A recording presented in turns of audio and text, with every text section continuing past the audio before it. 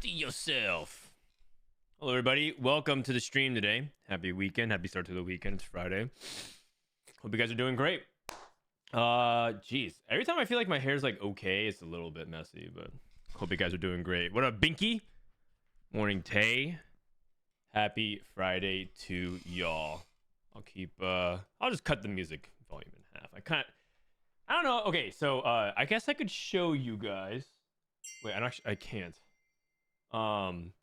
Give me 30 seconds. I'll be right back.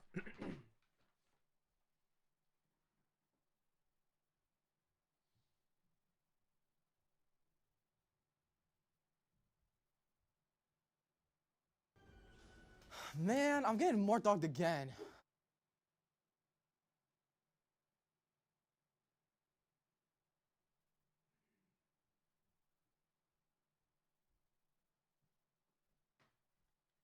All right, so one thing that me and my wife are starting is we're starting our official gaming vinyl collection. So this is something I gave her for Christmas. It's the Arcane Season 2 soundtrack, but it's vinyl.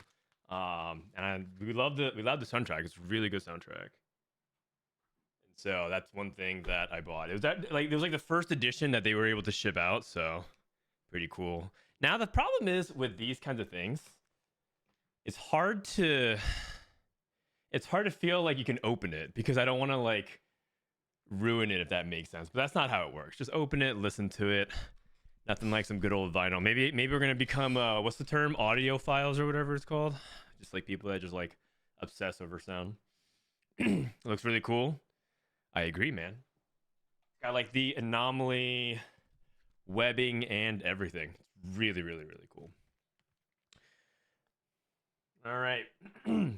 So today let's update the agenda real quick. So today we got the Tactician Cup #1 at 1 p.m. PT. This is for AMER, Americas.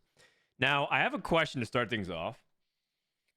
Usually, what we do is we play some games, kind of get ready. But I've been following, as you guys know, I've been following some of the EU scrims. I actually have a bunch of the EU players added on Tournament Realm. So I'm gonna poll.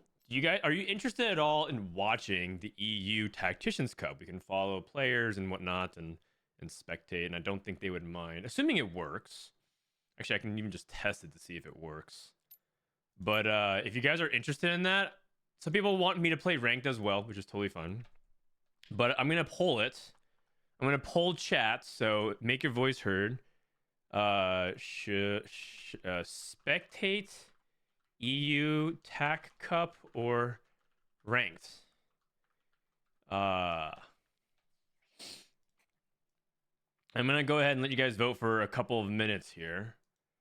So that way you guys can have your voice heard. Some people really want to watch me play ranked because they just want like the tech or whatever and how to approach ranked. Maybe they just like listening to me yap about the game because when I play I yap a lot. So that could be one of it. The other could just simply be that they're not interested in tournaments. They're not interested in tournaments. So if you guys are interested in voting, go ahead and vote in the poll. It looks like it's very overwhelmingly favored in terms of spectating EU. And then we could always do a little bit of both, you know? We could always do a little bit of both. Assuming that we are able to even spectate them. I'm not entirely sure if I'm allowed to just join lobbies, but man, what if I just join lobbies? What are they gonna do? Say no? Say no? There's no one streaming this anyways, right? They're not gonna get mad at me.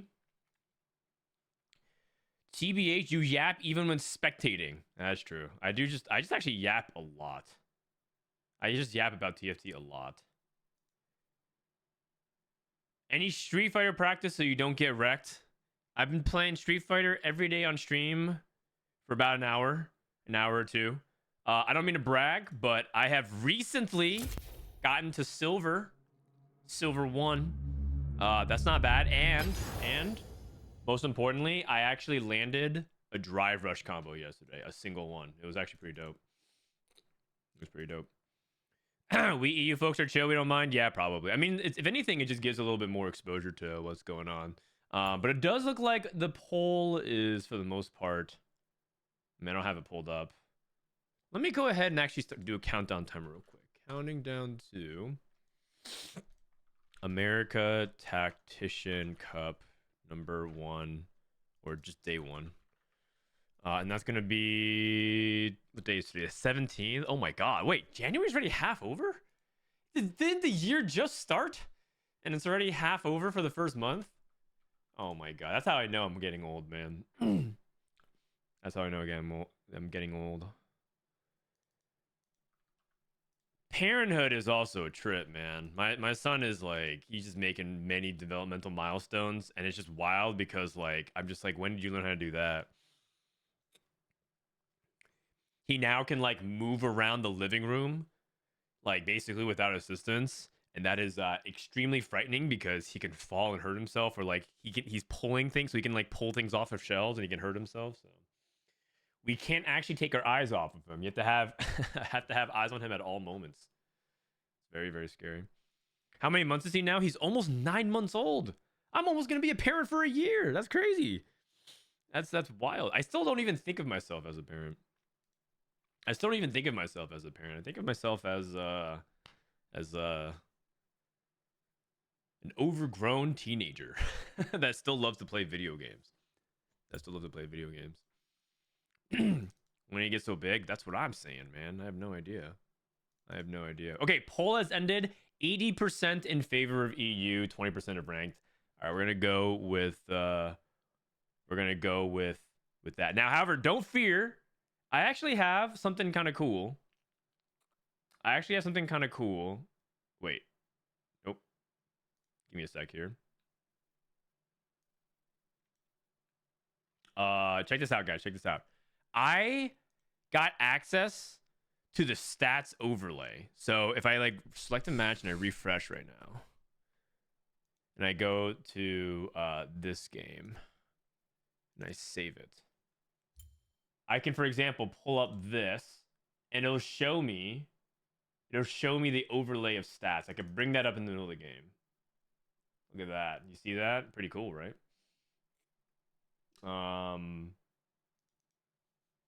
Wait, does it actually work?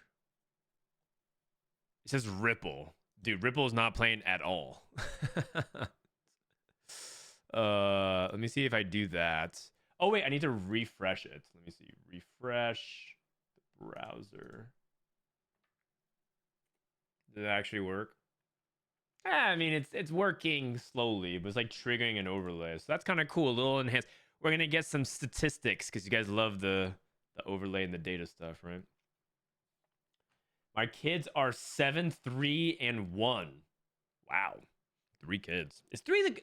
Every time I tell people like, yeah, if we're gonna have kids and we stop, we're thinking about 2, and everyone says, and you know what, 3 is just better.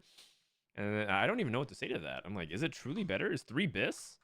Is it kind of like 3rd time's a charm type of thing, or what? Okay, taking a look at the EU scores right now.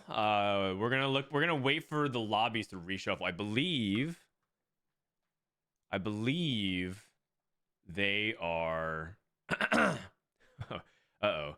It looks like there's like some co-streamer stuff that everyone's following, and now let's just pretend like I'm a co-stream as well. I just joined. They're not gonna say anything, right? But round 3 they're gonna reshuffle and put these lobbies out in like a minute or 2. So we're gonna join from round 3 onwards. 2 is bis. That's what I thought, but that's because I think most people agree that it's bis based off of your upbringing. So I grew up in a 2-child household, me and my sister. And so I have a strong belief that 2 is the best. But I know a lot of people who like grew up in 3 would be like 3 is the best, and a lot of people who grew up in 1 and be like, nah, being an only kid's the best. I don't even know. Better to have kids near the same age. Maybe. I also, okay, so here's my take on it. I am 7 years removed from my sister. My sister is 7 years older than me, and I like that. It was bad for like, you know, parts of like the very beginning because we couldn't really get along very well when I was like super young. But us having such a big gap, in my opinion, allowed us to have separate lives. And I think that's like important because then it wasn't like, well, you know, your sister did this or your brother did this. And it felt like we could have our own independence from each other while still having, you know, siblings and stuff like that, the sibling dynamic. I grew up in 4. It's definitely not Bis. Okay, good to know. 4, maybe too much. Man, I'm getting more dogged again. 3 is scaling really good into mid-late game, but it sucks early game. Yeah, here's the thing about 3 is that the car gets really crowded, man. The vehicle, the auto, as maybe some Europeans would say, it gets really crammed, man. It's just 4 is like everyone can have their own space, and no one's like spreading their legs and like knocking each other. Like, nah, stay on your side. Boris, thanks for the 4 months. Finally, cup time. It's cup time, baby. It's cup time. It's cup time. Minivan. Yeah. True. Frodan's Nick Cannon arc is coming. What does that even mean? What is Nick Cannon known for? Family. Family Tree 2022. Oh, he has 12 kids? This bro's about to have a book in the Bible about his genealogy. What the heck? Didn't they write like the book of Numbers based off this type of reproduction success? He's got a lot of baby mamas. Yeah, I think so. Oh man. Sub goal. Oh yeah, my sub goal is to fly out a regionals guest, and I think regionals and world's co-stream guest. As you guys know, we do a full-on production. We do a full-on production for regionals and worlds. If you guys have never seen it before, I can show you guys. Frodan VODs. And so we're gonna have the guests fly out. I pay for all their expenses. Let's see. Worlds. Step 12 Worlds Finals Co-Stream. This is what we did last time. I had Mortdog. Everyone, welcome back for the... And me, Asa, and Mortdog. What the heck is this camera zoom? So we do a full-on fledged production to cover the co-stream for the World Championship and for regionals. So this, I usually try to have guests come out. If I have guests come out, I don't want them to pay for it. So that's usually what I have my sub goal go towards. Is Setsuko playing in this tournament? No. NA is going to be... Let me actually look real quick. Tactician's Cup.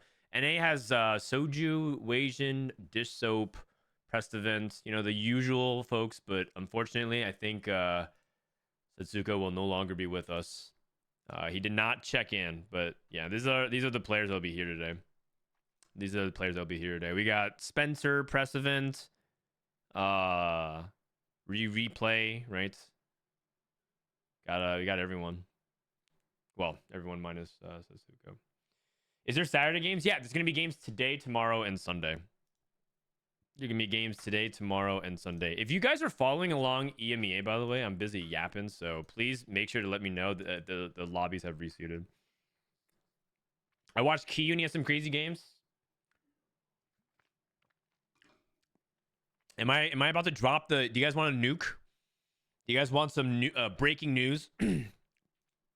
I need a pause champ in chat if you guys want the... if you guys want the nuke. I need a pause champ. You should watch the VODs from the APAC regionals. If I have time. All right. We're almost there. We got one full screen of it. Pause champ. A couple more. I need a couple more to fill the meter. It'd be really fun if you could coach you some different TFT guys. Macau was so fun. I coached you with everyone. Man, I'm getting more dogged again. All right. Volcano, thank you for 6 months. Pause champ. Here we go. Twitter.com/@CompeteTFT. If you guys have not heard, the very next sub-regional is the... Let me actually back it up here. Let me start up. I I have to preface the preface. Preface number one. The competitive structure in the Man, I'm getting official more dogged TFT again. competitive circuit is that there is the World Championship supported by the Golden Spatula. This is regionals, supported by Tactician's Cup, which is what we're watching today, tomorrow, and Sunday, which is supported by Snapshots. But below that is a sub-regional event. And sub-regionals are one of 3 ways that you can qualify to a Tactician's Cup. And this is the NA Community Satellite Tournaments, right? The second sub-regional tournament, we covered the first one on my stream. The second sub-regional tournament is going to be a team 4v4 tournament, January 26th to 24th. That's next week. I'm going to be competing in this as a 4v4 tournament. I'm going to be competing in this online 4v4 tournament with Kiyun, with Spencer, and with the perfect player himself, Dish Soap. That's our team of 4. It's gonna be me, Spencer, Kiyun, and Dish Soap. My God, it's gonna be cinema. It's gonna be cinema. We signed up. We signed up. I guess for this event, it's gonna be Team Spencer over Team Wasian. And we're gonna take down Team Vitality and pick up where we left off. Fnatic has unfinished business. Fnatic is unfinished business. It's Kiyun, Frodan, and Dish Soap here to avenge the sullied name of Fnatic. This milk guy is hard stuck GM, and he's just out here shit talking Fnatic. What do you say? Fnatic parted ways with Wasian and Malala, and what does he tweet? What does he tweet here? Well, actually, this is okay. By the way, this is milking my son.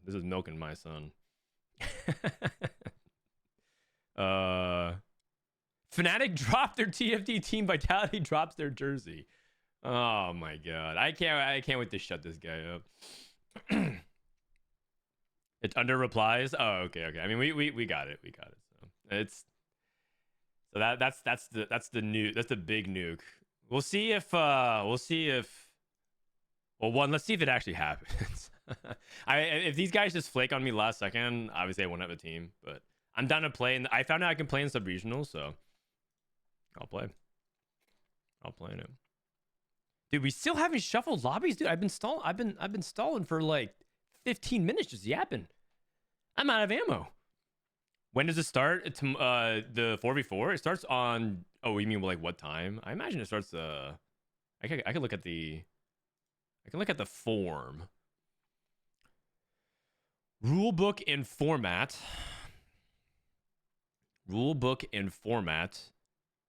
Wow. It's like an actual, what the heck is this actual outline and everything?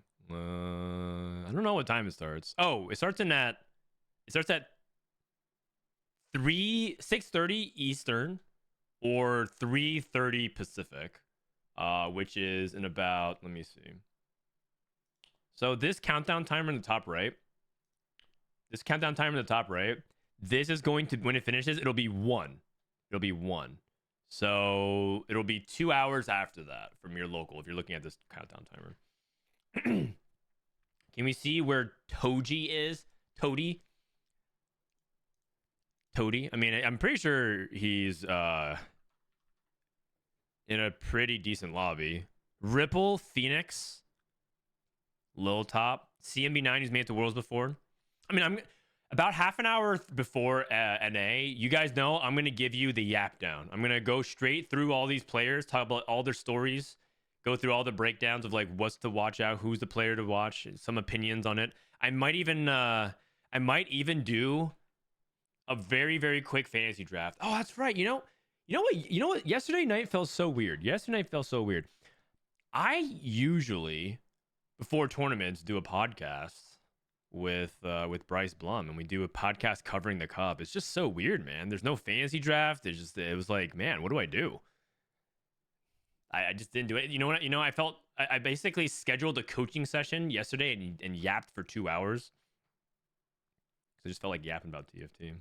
Can we see the lobbies of Americas? Yeah, okay. I mean, we can. I'll walk you through it while we wait. Okay, if you guys are paying attention to EG, please tell me when lobbies are reshuffled. I mean, I could just pull this up and just see if they're like an 8 out of lobbies, so I can just join them. All right, lobby 1 is Sobio. This guy made Worlds twice in the past few sets from Brazil. Darth Noob, Brosef, Altanahwe. Lobby 2, Weijin, Deadlock,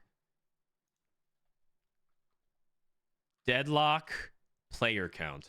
Is Deadlock still going strong? I feel like when Marvel Rivals came out, it kind of like sapped a lot of this game's momentum. Oh, no one's playing. Oh.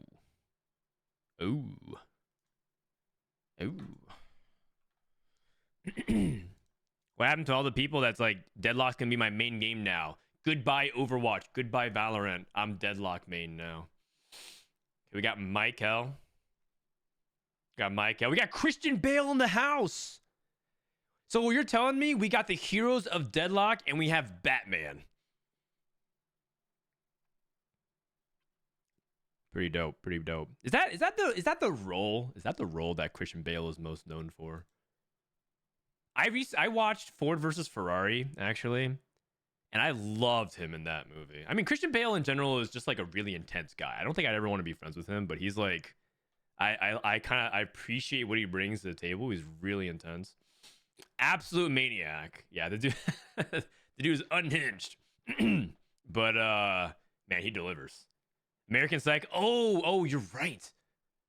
Patrick Bateman. How could I forget about that? I like the Prestige, but Batman's probably the most. If you like the Prestige for Christian Bale, you have really good taste, because that's most people like underrate that for a Christopher Nolan movie. They always think about what, Interstellar, Inception, you know, obviously they go to the more recent ones, Oppenheimer. Did anyone like Tenet? I never even finished it. I actually watched like the first half hour and I was like, it wasn't as gripping as the others. But The Prestige is fantastic. It's such a simple movie done well. I don't want to spoil it for you, so I'm not gonna actually talk about the ending very much. But it's a fantastic movie. You should watch it. Memento. I actually loved Memento when I wrote a college paper on it. It was actually one of my so I had extracurriculars at university, and so I did a film class, and my paper was on Memento. But the problem with Memento is it's not something that I want to watch timelessly. I can watch Inception. I think I've watched it like 15 times, and I loved it every single time. It's my favorite Christopher Nolan film. My wife can testify. But I can't watch Memento like more than like 3 or 4 times. It just feels like a hard watch, because it's like a tragic story more than anything else. Tenet was so well thought out. You know what? I'm gonna try and finish it eventually. Nolan and Bale in general are crazy together. Yeah, well said. Can you link the lobbies for what, EU or NA? We're waiting right now for EUs to reshuffle the lobbies. Oh, we got round 3. Okay. All right. Lobby 1 has Snooty, Safo. It's the Spanish Inquisition. And wait, they have every Spanish player here. They have Snooty, Safo, and Daleson. What? Okay. Well, I don't know how that happened. Okay. Lobby 2 has Kubi, Chuso. Okay. Lobby 3 has Coco, Travis. Coco from France, Travis from Poland. If I don't know a lot of these players, I'm sorry. I'm not trying to be disrespectful. I got Lalana and Lobby 4. You know, Staigzor plays on NA so much, I feel like he represents NA a little bit. I'm cheering for that guy. And we got Clement, Odesha. Lobby 5 is Brojan. That's the guy that I recognize the most. Mamene. Vez Dicka. I don't know who that guy is. We got Black Zob, Bricks, KevinParker, Jedusor in Lobby 6. That's pretty good too. Oh, Lobby 7 has my boy Solo and Salvyyy. Wait a second. I feel like we got to watch that lobby. That lobby sounds sick. Salvyyy and Sologesang. Das ist bis. I'm just going to join. What are they going to say? I'm just going to say, maybe they won't notice. You slide at the last second. And they have Stinky Abuser as well. That guy's pretty good. Lobby 8 is, what do we have? We got Gobo Steer. We have Zyko from Set 4 fame. If you guys don't remember, Zyko. Zyko should have won Set 4 Worlds. All I'm going to say is EU, if you guys if you guys ever have something to feel regret about in TFT, is that you should have went back to back. They should have won set 3 and set 4 worlds, and Zyko should have won set 4 worlds. He choked, but I mean he got second, but he choked. Nowadays, people aren't capable of actively watching movies. So the irony of this is that yes, people want to watch TikTok, but there's a trend on YouTube where people actually want to watch long form content again. It's just that people don't want to go to the movie theater. They don't want to go to the theater to watch a movie. The movie experience is too expensive. Like going to the movies, especially if you go with like friends or family, is like how many dollars, how many pounds and euros? It's like, it's too much, man. You need concessions. The tickets are so expensive. You know what I mean? It's like this whole ordeal. So unless you really love the movie experience itself, people would rather just stay at home and watch YouTube videos done really well for an hour instead. So it's not like the appetite for long form content is actually not there. It's just I don't think people want to deal with it. It's $20 a ticket. That is absurd. That is absurd, and that has definitely not kept up the pace with like minimum wage. Parking at the movie theater is personal hell. Yes, that is also true too. That is also true too. But I mean, hey, maybe you guys don't go to the movie theater, but I know that a lot of people still buy AMC stock, right? AMC to the moon. Other lobbies, lobby 9. We got Alex, Tartman. Okay, lobby 10. Oh, they just started with me. Kerfuzzled, Elia, Hypno, Wet Jungler. That's a good lobby too. All right, let me turn off this music real quick. We got Emzo, Bensak, Opale, Dasik, lobby 11. That's pretty good. There's some pretty good lobbies here. Pretty good lobbies. If blood must be drawn to secure our safety, all right. So be it. This is game 3. This is Mel's Blessing. This is top 128. All right, you guys. Let me go ahead and turn off this thing. Uncapped frame rate. All right. If you guys don't know, we have 2 legendary Germans. Legendary Germans in our midst. We got Sologesang, my favorite EU streamer, but that's because me and Solo have a bromance going on. It's very romantic. It's very hot. You should be jealous. But me and Solo were really tight. And also because Sologesang is sort of like, for a long time, he was sort of like dish soap. Whereas like, man, this guy was ranked 1, 2, 3 on EU, like every set. But for some reason, just like was not actually like getting to Worlds. He was not actually like getting the tournament results. But that's partially because he was kind of focusing a little bit on the stream since he's a very popular streamer. And finally, he's been having some breakthrough results, and all of a sudden, the floodgates kind of open. I'm really cheering for him. I hope he does well. Does Solo know? Yeah, of course he knows, man. Of course he knows. And then Salvyyy is kind of like an OG German player. He's actually been here since the very beginning of TFT. Actually, he was like largely considered to be by many North American players the best EU player for a very long time. It was like a race between him and like Dasik and Lev D. Trotsky, if you remember that name. Oh, Cooking Pot into Bruisers with a sniper opener. He has no bruiser though, but Cooking Pot with an open belt is a lot of times what people think about. Oh, all that shimmers or Unleash the Beast. You could justify any of these. So he's gonna take this probably.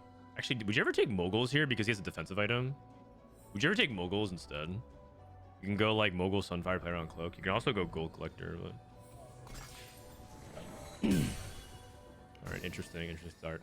But one thing to consider with Mel's Blessing in particular is that there's a 53% likelihood that you get a spatula or a pan off of the blessing, and so you're more than likely to get another pan or something like that to get value off of Cooking Pot. It's just something to think about. His items were not very good if you wanted to commit to Bruisers because he didn't have any half of a Rage Blade, which I think is understandable. But that's something to think about when you're like looking at a Cooking Pot on Mel's Blessing.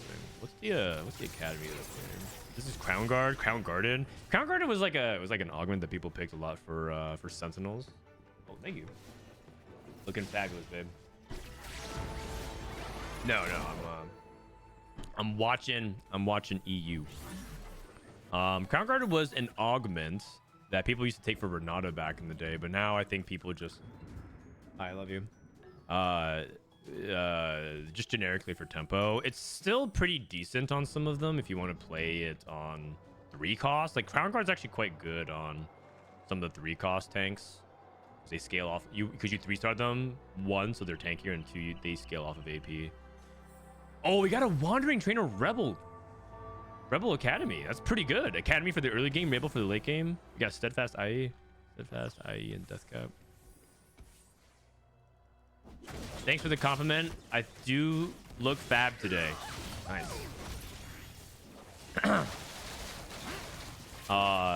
This is actually really good. So you get Academy early, and you could lean into Academy if you want, but then now you have the opportunity of just activating 10 Rebel on level 9. And remember what we said, Mel's Blessing has a really high chance of giving you a spatula. And by the way, if you do get a pan, you actually have a pretty decent chance of also getting a Reforger with it. If I actually recall correctly, I feel like every pan cash out for Mel's Blessing actually gives a Reforger. But I might be wrong on that.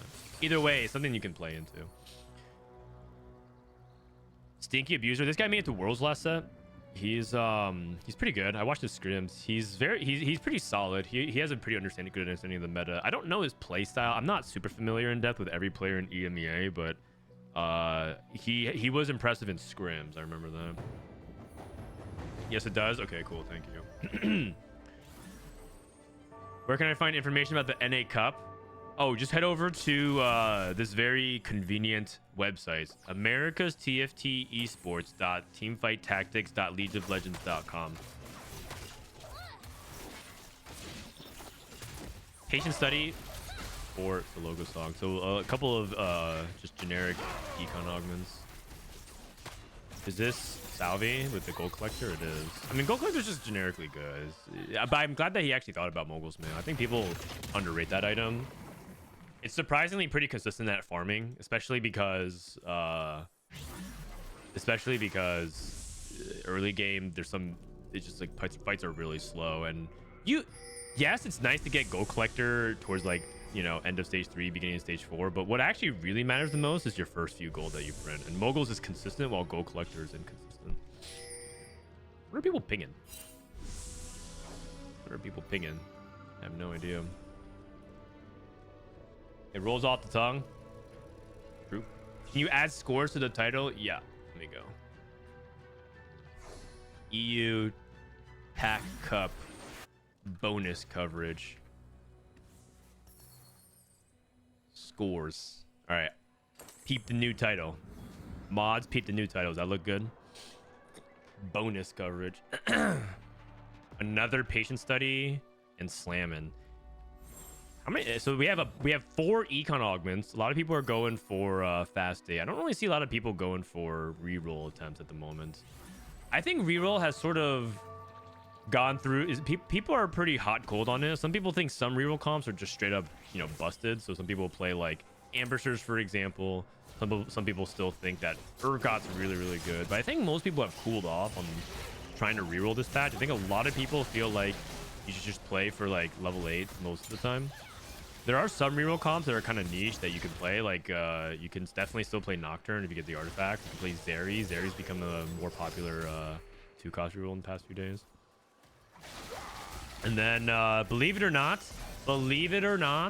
there's some tech out there with Family and Renata and Kog'Maw. Those are some and sorcerers, right? Like, yes, sorcerer reroll is a thing. So we'll see. I don't know, but the thing is, you have to have like the setup for it. You can't just be like, well, you know, I have Lux 2. Let's play some Torx. I don't think that's how it works.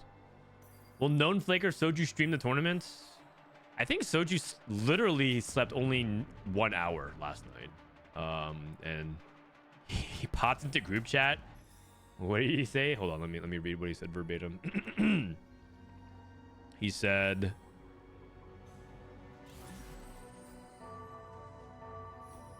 okay, slept 1.5 hours just next it. This tournament is doomed. Someone better fucking FF in my games or I'm dead last. So yeah, that's what he said in the group chat. So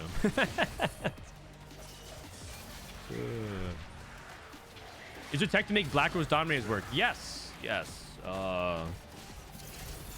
It's not very consistent though, but I'm pretty sure Black Rose Dominators is fairly similar to the expensive comps of like emissaries, where you just basically need to have an overwhelming amount of econ early, because the key to Black Rose Dominators is actually being able to unlock the 5 cost.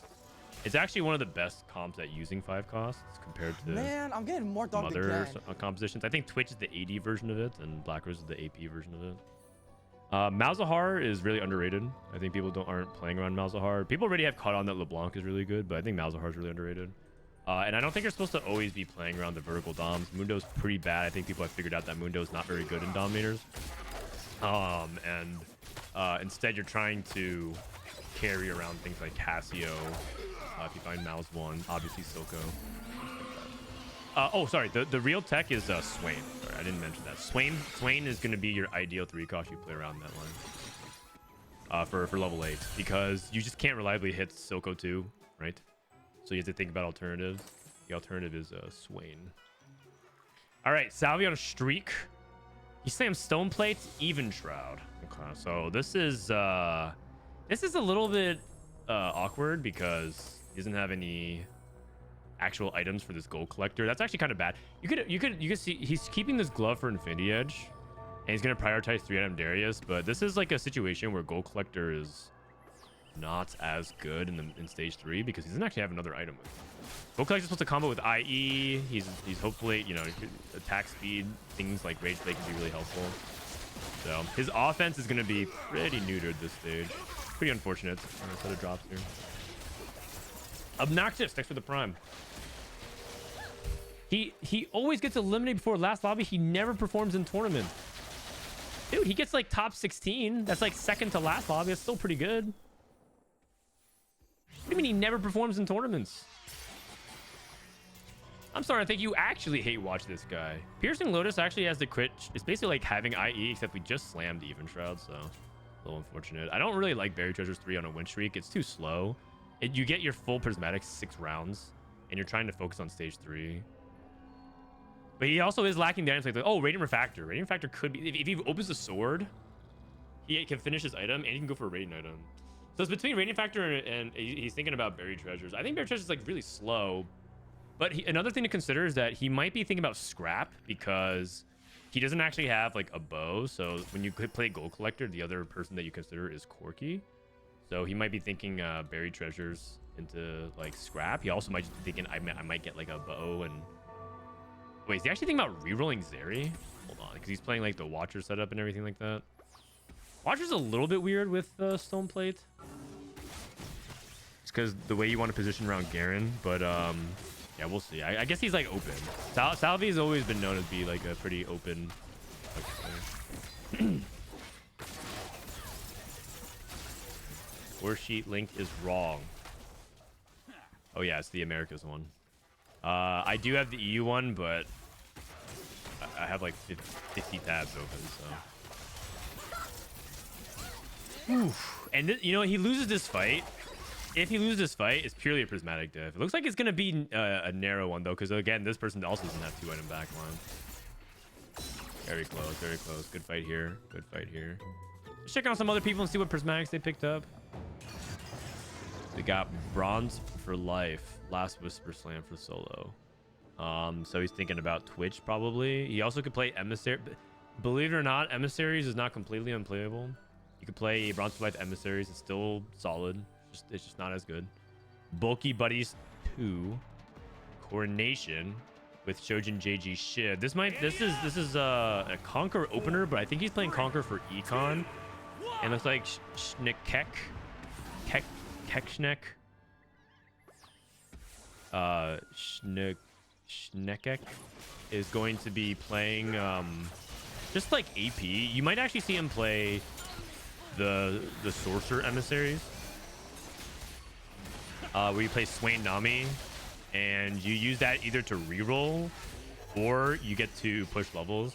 The advantage of playing that with coordination is that when you reroll, when you play for Emissary Swain and Nami, you want to actually be at level 8 because you want the Black Rose. But if you have coordination, you can roll on 7 because you can have 8 units and you can fit everything. Usually, if you roll on 7, you either have 3 Sork and you have the Black Rose, or you just don't have the Black Rose. Also, because you want to hit LeBlanc as well. The odds for hit LeBlanc. But so it's like an awkward like level 8 reroll 3 cost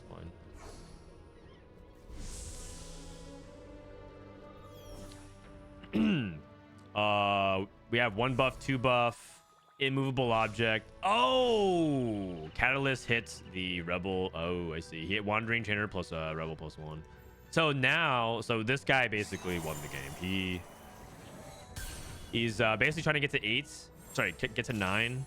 Look for Jinx and Salvyyy. Now it's entirely possible he's stuck in Jinx jail, but this is where the Academy portion of this is nuts. Is because Academy gives him so many items, he's just not gonna lose that much HP. Like even if he doesn't win any fights between now and 4-2, he's just not gonna lose fights by very much HP. So this spot is pretty insane. Pretty insane. The only caveat is he doesn't have much gold, but Mel's Blessing could give a Tactician's Crown. It could give you another Rebel Emblem, so you don't have to hit Jinx. It can give you a bunch of gold. And this is why I always usually try to think about some kind of vertical playing into Mel's Blessing. Wandering Trainer is much higher value. Me and Disho talked about that. If you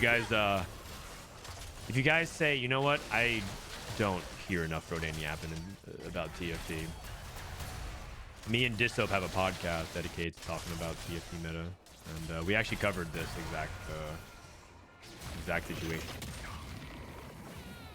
in the podcast. Here's the first cash out, Stinky Abuser, GP2, and it is no.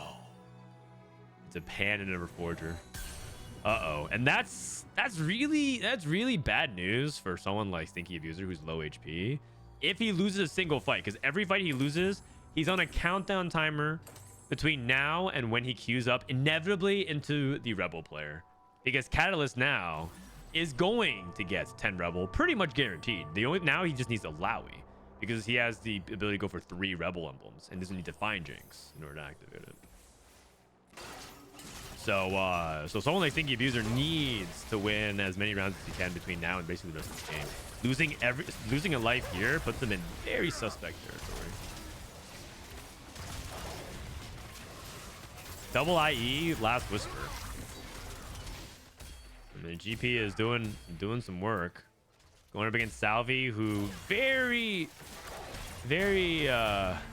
much struggling with just 2-item carry. He took, just for reference, this guy took Buried Treasures, has gotten 4 components, and is still lacking a 3-item carry. That is not good. He is rerolling Zeri. Interesting. He is rerolling Zeri. I in general have not really been a big fan of reroll Zeri unless you have like a Firelight Emblem, or I guess like an artifact that's really good. In this case, he thinks Gold Collector is good enough.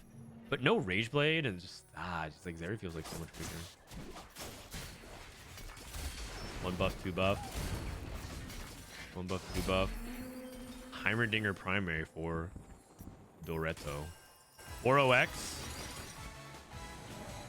Oh, he's playing around Swain as the mid game. This is what I was talking about. Playing around Swain as the 3 cost that you want. The 3 cost of choice for stage 4. Let's see how that's effective. Schneckek got I just want to call him Schneckek now. He hit a Echo 2 on his roll down.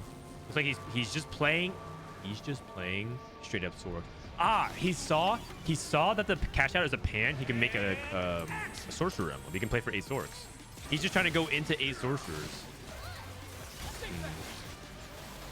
Sologesang trying to play some Bronze to Life flex. Unfortunately, his item situation is a little bit awkward. He does have at least 2 though. That does bring his Anchor's front line. He's just lacking damage. His problem is that he has no damage. He's playing Naked Goggles. No Twitches. No Rageblade. Oh. Is it inspiring epitaph here or powered shields? Probably just epitaph. I was thinking powered shields into scrap because he already has rumble, but I think because he had trundle and rumble, so I was thinking, would you ever take power shields and play scrap? But he has bronze for life. Come. This isn't stable enough. Yeah, I think he has to consider rolling more.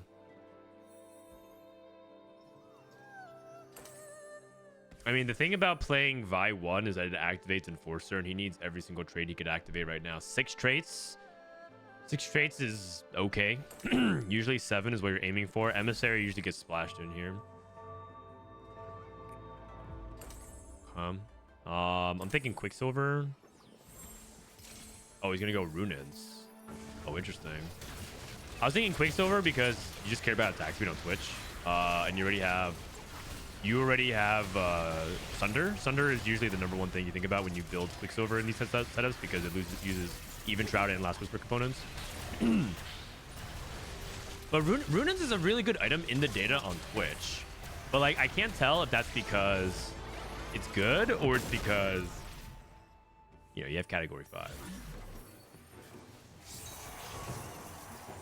Not looking good for Sologesang, but he does have the ability to make an Experiment Emblem now, which actually frees up stuff. So you can, like, for example, play Experiment Emblem, cut Zyra.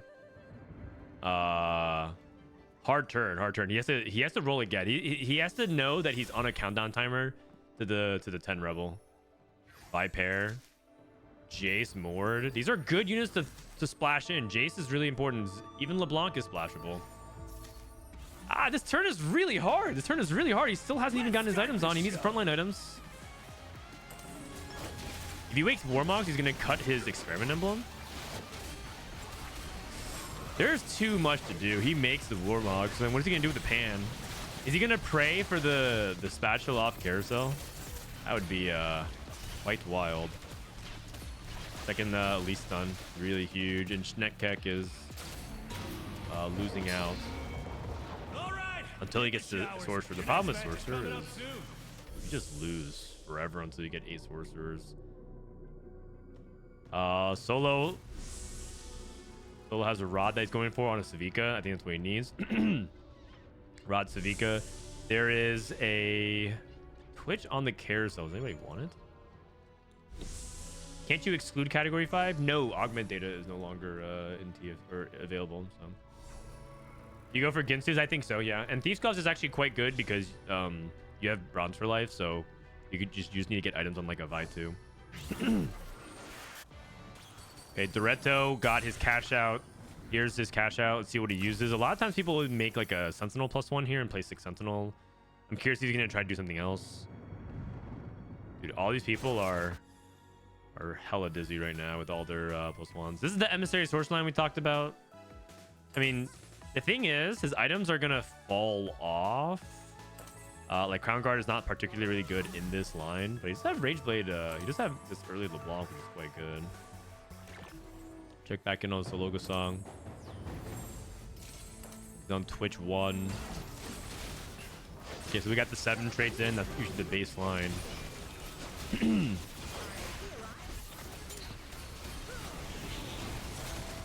Okay. Winning this fight is really crucial. His chances of like landing a 5th or a 4th depend on him winning this fight, I think, because of his HP count. Because then he's just going to be on 2 lives, and that's just you're just praying to matchmaking RNG at that point. That's not good. That's not good. I think he's in big trouble. He's in big trouble. Look like a stinky abuser. He's brought it all the way back. 6 Sentinel. He made a Sentinel emblem like we talked about. Kill streak, one of the best things you can think about for Heimer, but he doesn't have Heimer items, but he wants to stop rolling. Gonna go for it. No. I mean, you want to anomalize Corki in this spot, but kill streak is like Heimer's best, but then you don't, even if you get another item drop, you're only gonna have 2 item Heimers, so it's like a weird, that dynamic I struggle with personally as well. What do we have here? We have Dramatic Entrance Ally, which is quite good. Oh my god. That is a big spider. Schneckek. Doesn't have the Rod for Sorcerer. Doesn't have the Rod for Sorcerer. Doesn't have the LeBlanc. Enforcer +1 for Miyu. He's going for a +2. Catalyst still held. He rolled to. Ooh. Okay, hold on one second. Catalyst is really poor. So even if he gets the +3, he still needs to get to 9. That is because you can't actually play 10 Rebel unless you get to level 9. So he is completely broke. I'm surprised to see him at 0. I'm surprised to see him at 0. Because if he's at 0 here, the earliest he can get to 9, assuming an average gold drop, is usually after the stage 5 carousel, which is... Okay, well, he won this fight, so actually he might be okay. He might be okay, actually, because he won this fight. But if you're going to stage 5 at 3 lives and you have to like get to 5-5, it's always a little sus. Okay, Horo actually transferred completely here and played Swain LeBlanc. Oh, share your energy. I think this is a really underrated anomaly. Quite good. Yeah, emissary sorcerers, quite solid. We got the Firelight Emblem for Salvyyy, and he's going to cash out into another Firelight Emblem, which is pretty good. He's also going for a Mumu 3. It's an Echo. Okay. Echo 2 is really big, especially for 4 Firelight. Good Thieves Close items. Solo hit his Twitch Tune Mundo 2. We're rolling for Scar 3. We really need Scar 3. Cannot get this done without Scar. The Mumu 3, Kog'Maw, Scar. I kind of think Kog'Maw 3 is bait, personally. Is he not gonna roll for Scar 3? What's going on? What's going on, man? You're 1 off Scar 3. He's not gonna buff his Scar with Garen. Okay. I would roll. Okay, you know, maybe is there like a duplicator you get off of the cash or something that I'm missing? Maybe he like knows if he loses, he can cash out and doesn't have to roll. Firelight Kog'Maw, dude. What is that, man? I've never actually seen this. I've actually never seen this. That's okay. Lose into the cash out. There's no dupe, right? No, it's not. Just 2 items. Also, usually you put Firelight on a tank, but like I would put Firelight on Mumu. Gonna roll here for Scar 3 if he can get there. Scar 3. If he hits Scar 3, he's in there. There it is. There it is. Yeah.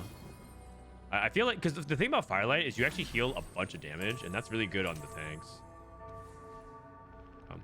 Let's watch one fight of this, and then we can switch over. This is Doretto, who's at 1 life, 13 HP. Doretto has Jace, Heimer. It's Anomaly, Dramatic Entrance. Dramatic Entrance on Lelouuch is a little bit sus at times because she's also your primary tank, so you kind of lose everyone else. Especially if he has Redemption onto Lelouuch, that's also really sus. But, oh, and Zeri's now zapping everybody. Oh, the turret being alive is pretty big.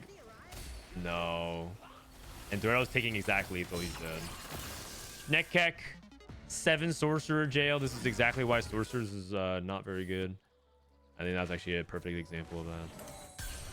Miyu with 8 Enforcers, but not exactly in a good spot here. What happened? What happened? Looks like he's stuck on like... I mean, he has Vi too. He's on 9 and he has Caitlyn. Is it... Who did he lose to? He lost to Solo. I mean, Solo hit his board. Solo hit his board, and most importantly, Catalyst is not at level 10 for 10 Rebels yet. He made a Sorcerer Emblem? He didn't get another bow. Like I said, he's gonna get to 5-5. He's gonna get to 5-5 at level 9, and he does... What even happened here, man? What even happened here? This is not a terribly complicated line, man. Okay, you know what? No, he actually... This Kylus guy has Jinx off Carousel. He has Jinx off Carousel. No, he's actually a genius. Watch. He guarantees Jinx off Carousel. The summoning ritual is complete. The summoning ritual is complete. Do everything in your power to throw the game away and then Jinx on Carousel. On his side. Or Rebel Emblem. What? That's the first time I've seen that happen. Oh, it's the one roll jinx. It's the one roll jinx. He takes another sorcerer out. Oh, I don't get it, man. That's I don't know what is this guy pivoting into 8 Zorks? 4 sorcerers not even bad, I guess. I would take max gold in these gloves. That sounds better to me. Yeah, here we go. One roll jinx. 2 roll jinx. He's thinking about making it, but he needs the goal. You need to roll for jinx, man. That's your win condition. Roll for the jinx. Roll for the jinx. And don't give it to him. He needs to learn. He needs to learn a very valuable lesson. He missed. Oh no. Oh, thank God we have these 2 Zork emblems at least, though. Oh, jeez. We have to double JG, double sorcerer, 8 rebel build. EU tech.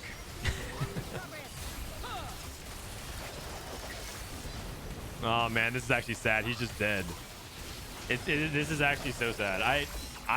Listen, I punted a game like this yesterday as well, so I've been there. But you can't be doing that. You can't be doing that at Tactician's Cup. Sologesang 5th is actually really good, all things considering. But yeah, if he was able to have one cleaner turn, I think he's top forward. I think if he had one cleaner turn, he had like a couple turns where he was just like frozen and didn't know what to do. And to be fair, it's very hard. He had like 8 components and an open pan, and he had incompleted items and 1-star carries, 2-item tank. It was very, very tricky. And Miyu by the hair of his chin squeezed into top forward. You could have saved the bow, yeah, or prioritized bow off cares. I mean, he needed to find a way to get there. Okay, I will say one thing. There's a possibility he tried to get the bow and he missed on every front. So that part, I'm sure. But the thing that that I'm very surprised about was how little gold he was going into the end of stage 4. Being at 0 gold puts you in a really, really, really difficult spot, because then you basically have to 1-roll jinx it at 9, and that's not very likely to happen. Not very likely to happen. So I don't have the full context. Maybe he tried to go for bow and missed on every front, and that's just unlucky. But you can't be sacking your econ like that. Salvyyy top 4, Stinky Buser top 4. Pretty good comeback. Pretty good comeback. Sentinel, the Academy giving IE here to Jace. Yeah, overall these are people who just built good boards on stage 4 and 5 and were able to get some crucial wins. Oh, I just realized that Miyu made a Tactician's cape with his cash outs, because he got an Enforcer emblem off of this, so he's actually at level 10, or rather 10 units.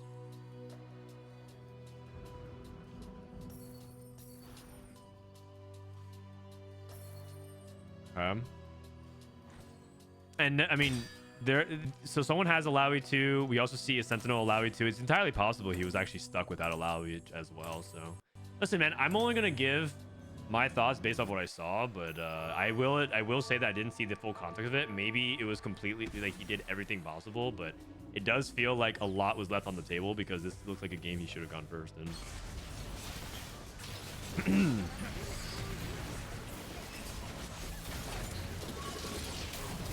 Anyone else really impressed by the Emissary Sorcerer board? I was telling you about Swain 2, right? Play Swain 2 stage 4, transition to LeBlanc as soon as he found LeBlanc, switch over to Nami Swain. I mean, it's pretty solid. He also has really good synergy. A movable object gives you resistances, and Crown Guarded gives you a shield, which works with power. Like his setup is good. Very well crafted by Horo. His setup is good. And here comes his cash out. He can finally use it. I don't even know what he would want to use it on. Especially since he has limited options. I actually might just do a Sentinel +1 and just splash it in. What else can you do here? A Sork? I mean, you can't really do much. Maybe you could reforge this to a Spat. Oh, well, that is. Oh, that's Quick Striker. Oh, that actually works. Okay, cool. Quick Striker +1. Oh, you know what you could also do? It actually might be correct. It actually might be correct to hold this. I think you're supposed to hold this. Potentially, I mean, it's quick trigger Jace too, but you can get an individual pan and spatula on stage 6. So let's say this doesn't make a difference. What course? Let's say he wins by 5 units. I don't know if it's quick trigger diff, but let's say that happens. You could justify waiting until the stage 6 carousel and looking for a tactician spin. That being said, it looks pretty close. This is looking like a quick trigger diff.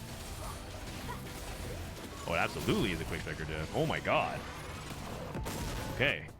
Never mind.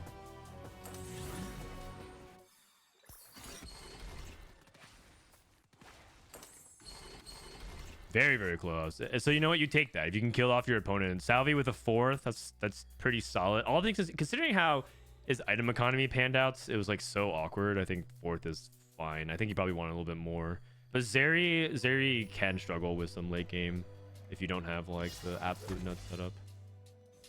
8 enforcers. Okay, I was talking about how I was very confused that Mew was like so weak and looks like he stabilized on 1 life and he's winning out. He's not playing Warwick? That's kind of surprising, actually. A lot of people really believe Warwick should go on this board. I think a lot of people think Warwick, especially with Warwick with Enforcer Emblem, is kind of a terror. He might have tried it before and it didn't look good because he's out of removers. So it's possible that because we haven't followed it, he tried Enforcer Warwick and it just wasn't working out. So he's like, but he's on a 3-win streak. Okay, he ends up winning this as well. So. Interesting.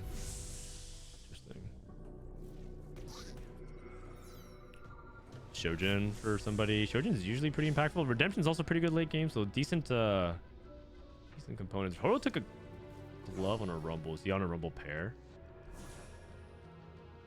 Let's see. No. Oh no, he didn't take the Rumble. Who took the Rumble? Oh, his. Okay, Man, I think he abused the I'm Rumble. getting He was on more a Rumble again. pair. You great. Thanks for the prime, man. Okay. He moved Quick Striker to Swain, by the way. Now he's backlining Swain. I love his flexibility of how he's using Swain interchangeably. This is the 3rd swap he's done on Swain. Very cool. Very cool. I think this is a good demonstration of why China likes playing this line, by the way. A lot of people are blown away by Sorcerer Emissary, but it's like it's a pretty decent line to play for AP. I mean, there's a reason why we have it like above Emissary. Like we have it above Emissaries. We have it above Conquerors. We have it above. It's a pretty decent line. I mean, he's making it look like it's really good, but you have to remember that he played from a very high tempo position, and he also has really good augment synergy. He's gonna win the game. Damn. How it's done. The Miyu win out? Unfortunately not. It looks like it's a Swain 2 win out. Looking like a Swain 2 win out. Alright. That was a good lobby. That was a great lobby. Should we join another one? Let's see. Welcome to Noxus. I mean, maybe we should just stay in that lobby. I think we should stay in that lobby. Why is everyone in this lobby? This is Enzo and Dasik. Looks like that lobby broke up. As K2 lose. I think that guy has basically like a really good augment synergy. Like powered shields and immovable object is just a nasty combo in general. Do you guys want to watch Spain, or do you want to stay? Do you want to stay here? Or do you guys gonna go watch the Spanish lobby? Snooty Boo, Safo, and there's another one, Dale Som.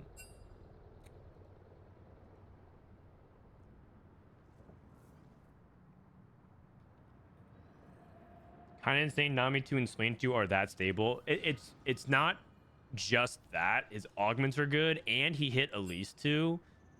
And as you guys know, Elise, I just need to show you guys something. Just look at how popular Elise is relative to the second most popular unit. Elise is like twice as more popular than the second most popular unit. It is a really, really, really hard unit to hit. So the fact that he hit Elise 2 and stabilize is bananas. It's crazy how popular Elise is right now relative to everything else. So he anchored himself off of that. Oh, also the 10 rebel guy lost. You're right. You're right.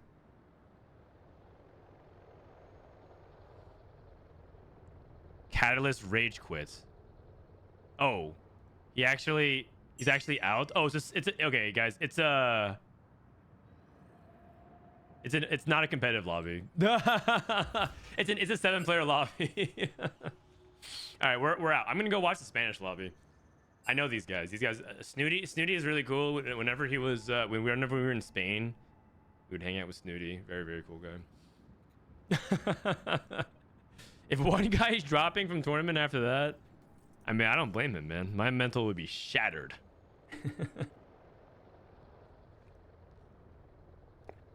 My mental would be shattered as well.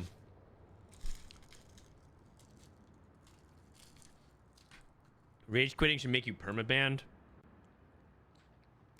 Yeah, you know, the hard thing about that is can't you just rebrand?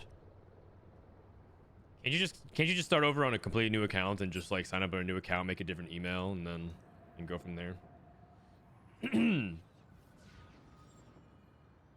Did he actually rage quit though? Did he actually rage quit? Everyone readied without him, but if he actually didn't rage quit, I would feel bad saying that he did. I don't want to say this guy already lost. Let's not pile on, man. Don't kick people when they're down, unless it's a popular Twitch streamer. You can kick them while they're down. Don't you decide with legal stuff for prize money? Oh, I think you do actually. You're right. I misclick remover and I have to sell Nami. What are we talking about? Oh, you removed in quick striker onto Jace instead. I see. I was kind of curious about that. I was like, I mean, you have Jace. I feel like that's pretty good, but whatever. It worked. All right. Buenos suerte. I say that right? My Spanish is muy mal. Good luck. In buena suerte. Ah, not bad. Hey, that's the American education system at work. Frodan was glazing the moves. No, I was more glazing the setup.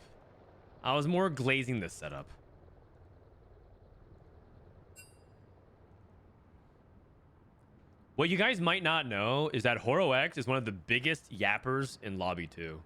There's like, back in the day, there was an EU player named Gunmay. And every day I would wake up to Lobby 2 and just read a novel written by Gunmay and Dasik. Dasik and Gunmay would just argue for hours a day in Lobby 2. And it's mostly about TFT, but sometimes they just kind of go at it. And Gunmay, of course, has not played TFT in quite some time. And Lobby 2 is basically, for the most part, pretty inactive now, especially since Mordog left it, like, you know, basically at the beginning of the set. And then, like, Lobby 2 is pretty inactive. Except for one faithful yapper, and it's HoroX. This guy's always posting some shit about something.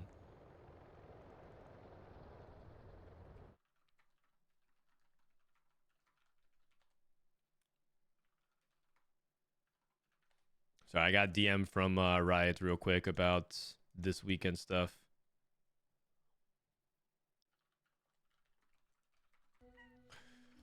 I thought I was in trouble. I saw a DM from the producer, and I thought I was in trouble for streaming EU, and then he said it's okay, or rather he didn't. He said something else.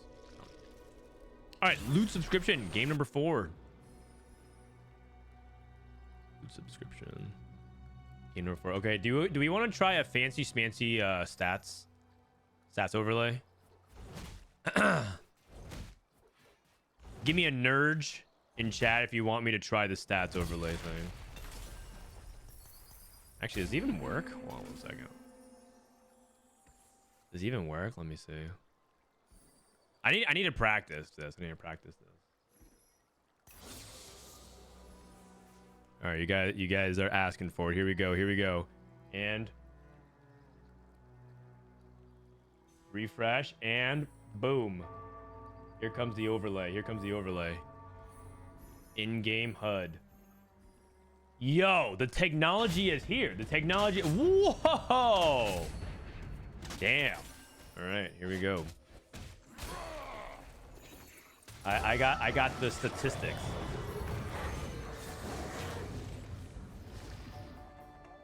Okay, the thing is, does it even link anything? So can I go items here? Whoa. Okay, the thing is, my attention's gonna be like, my attention's gonna be all over the place. Okay. Update the day, the round. Okay, day 1, round 4. You see that in the top right? Not bad, not bad, not bad. I can even wait. I can even pull up. I can even pull up their anomalies. What the heck? This overlay is cracked. I'm out here updating. This is my technology. I literally update a text file and I press save. That's my tech. All right, here we go. So we're on loot subscription. Loot subscription. Oh, I was gonna say loot subscription is really good with beggars can be choosers, because if you get like a vertical, you might be able to like force something with beggars can be choosers. But you can take caretaker's ally into Nocturne.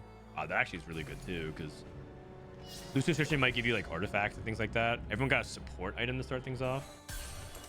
Ezreal 2. That is crazy. That is crazy. Check this out. Look at their units. You guys see their units? Dude, my attention's gonna be too split though. That's the thing. My attention's gonna be really split because I'd be looking at what's going on the units and the overlays, but like it's. What's the academy? The academy is Safo. It's Vow, Nashers, and Spark. Yeah, this is like one of the weaker ones, right? Usually you don't want to have to play 5 academy to unlock the Spark, because that's Jace, and then Nashor's Vow aren't exactly power items you're thinking about. Okay. So we got Banshees on Nocturne, really good. We got Aegis pumping up. We got the Ezreal with the early front line. I actually like ZZ Rot for the early game. I think it's underrated. He has Runins. Runins is really good on Ezreal. I mean, look at their augments real quick. These are augments. Firaxis has Crafted Crafting. This is an augment that was really, really powerful at the beginning of the set, then they nerfed it. We got Conqueror +1. Conqueror +1 for Snooty. As you guys might know, Conqueror is extremely powerful, but very hard to play. I actually think Conqueror might be I think Conqueror might be the most difficult vertical that they've made. Maybe like period. It's a very, very hard line to play. You have to manage it basically perfectly at a high level. Otherwise, you just like fall behind and you just die. If you're like, if you mess up once, your tempo might stagnate, and then that snowballs on, because it's a snowball comp. You can either snowball, if you stop the snowball, you might snowball in the other way, and then you just like fall really far behind. It's very, very hard comp to play. The cap is really high though, like you guys are saying in chat. The cap's insane for sure. But I think it's like an example of like not all verticals are just like, well, just play the unit and get the power. I think Conquer is like very, very difficult. But the payoff is really high. The win rate is like absurd. Okay, so now that we have it, let's see how Snooty manages Conquer. Let's focus on this. He's not, for example, slamming his component. He's on a 2 loss. Is he even gonna commit to Conquer? He might just. He has 0 out of 10. Okay, this is probably not a Conquer line, right? He's 0 out of 10. 2 Conqueror. Draven 1. Oh, we got 1. We got 1.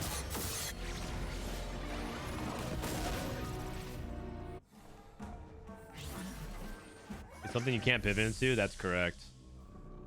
Okay, what if I click this? Whoa! Oh my god.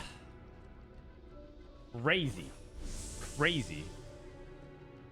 Okay, there's some other buttons. There's some other fancy buttons I have here. There's some other. I can look at the pool data, whatever the hell that means. This probably means I can look at people's bag sizes. So now I unclick this. Whoa. Man, I'm a full ass production team now. I mean, this is GG Tech's.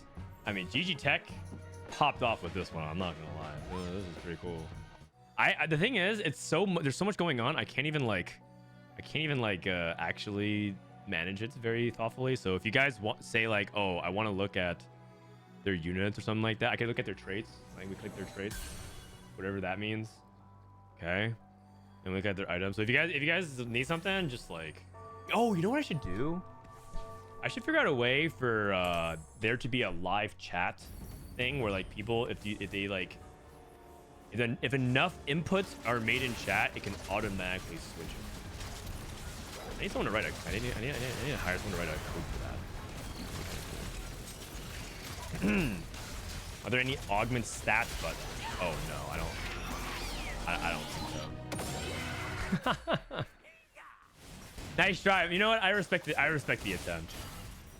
Yeah, there's a button right here that actually has every augment stat sorted by AVP. Just right here.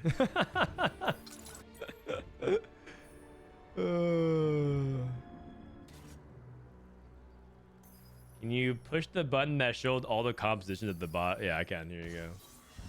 This is their current comms. This is like the scoreboard.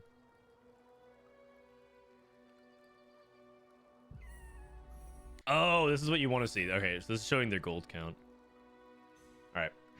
Let's see if Yaroy can finish off. The thing is, I'm showing you all these fancy stats. I'm not even talking about the game anymore.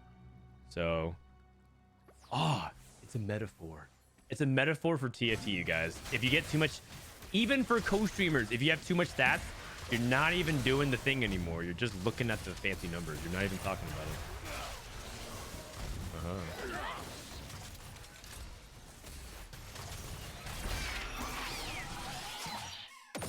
Do people want a win streak? I mean, Safo should be on a win streak. He used team building for Ezreal too, very aggressive. And you also get another, they buffed this.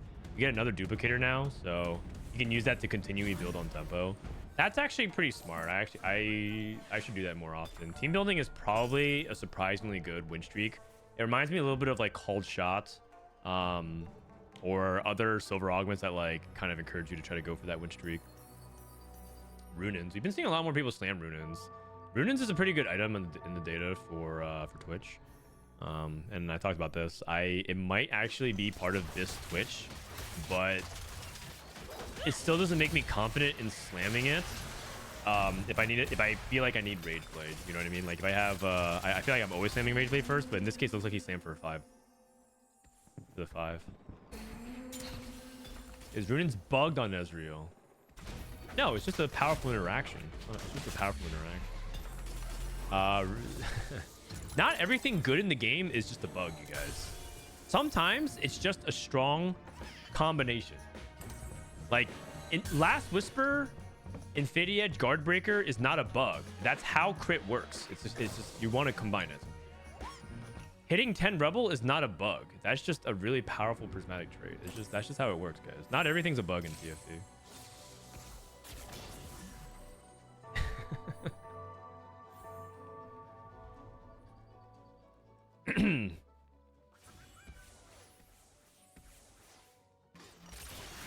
Because the way it works is Ezreal's cast is an empowered auto attack, which means it triggers the Runins, which means that Runins is a better item, a lot better on Ezreal than it is on Tristana, for example. But they both can use it. It's not a bad thing.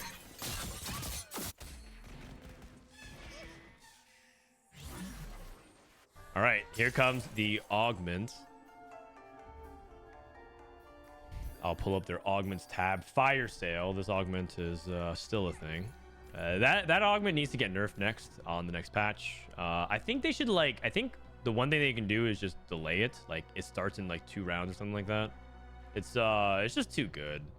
Even if they delay it by a couple rounds, I think it's still going to be really good. But it is busted. Oh, someone took power up. I missed it. Oh, thank God, man. Power of the overlay. Yaroy is thinking about Titanic Titan. What if I don't know if you guys would believe me, but I actually think Dumbify is just a good augment now. I don't know if it's like it's an always take, But if you're like in a high econ portal, for example, and you're playing like a bruiser tempo situation, I think you could completely justify taking it way more often than people are currently. That's my opinion, though. I have no stats, or I don't even have a game to even back it up. I haven't played it. I only seen people play it. But I think Dumbify and Gloomify are actually pretty good augments if you're in a position to take it. It might feel like win more, but it's more like secure your lead type of augment. It's getting nerfed to only pick up 1 to 3 costs. I mean, that's good. It's like that's a good nerf. It's a good nerf. Way too good. Way too good. Okay, Brubba, eye for an eye. It's going for the Twitch double rage blade. I like this build. I like this build because bruisers stall for a really long time. And so because bruisers stall for a really long time, the double rage blade has time to stack. Experiment, it's kind of funny because Experiment actually doesn't stall nearly as well despite having higher tier units. Experiment's more about like the team power, and Bruiser's all about like stall infinite and have Twitch kill everything. Looking at Snooty's POV. Oh wait, he actually is gonna commit to conquer. He took rigged shop. He's going for gangplank reroll. That is bold. That is bold. He's level 7. He's level 720. That is really bold. Oh. Fancy overlay time. Fancy overlay time. Oh, look at this. Man, it's just cool. It's just fun. It's just fun pushing buttons, man. I'm like my own technical director. Oh man, but the thing is, trying to do this and Telestrate is going to be kind of crazy, right? So I don't know if I can do both. I guess this is why usually some people hire a producer to do things. Show open item. I got you. Swain Rel. Does rig shop show you like how many shops it takes to have 3 costs? He's rolling to see if he can get GP. So I think GP2 is a really big deal. I think he's due now. Oh, that's big. It's a really big hit. That's a very, very big hit. We might be on our way back. Now the next hurdle for him to clear is, can he get the 6 conquer soon? We got an enforcer. We got an enforcer setup from Yellow Tomato. Oh wait, let me bring this back down. I was covering the shop. Do you think the meta will change a lot with the change the sorcerer? Yeah, there's something I talked about on the latest podcast of Study Hall. And the short answer to that is yes. The long answer to that is watch the podcast.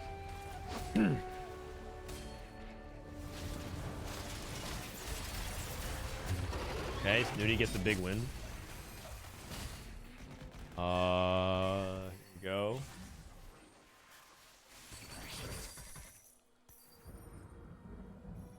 My mouse is about to die. Let me change mice real quick. Okay.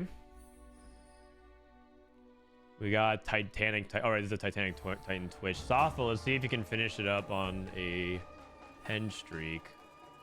I mean, I said that the academy wasn't that strong, but like because he's driving tempo purely through Ezreal and upgraded Sentinels and the Zizarot kind of clutching it as well. This is really well done by Sofo. Really, really well done.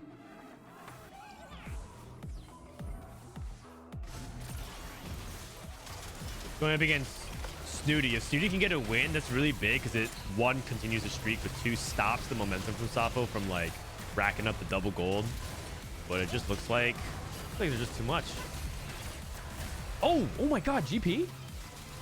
Oh, close. Dalesom.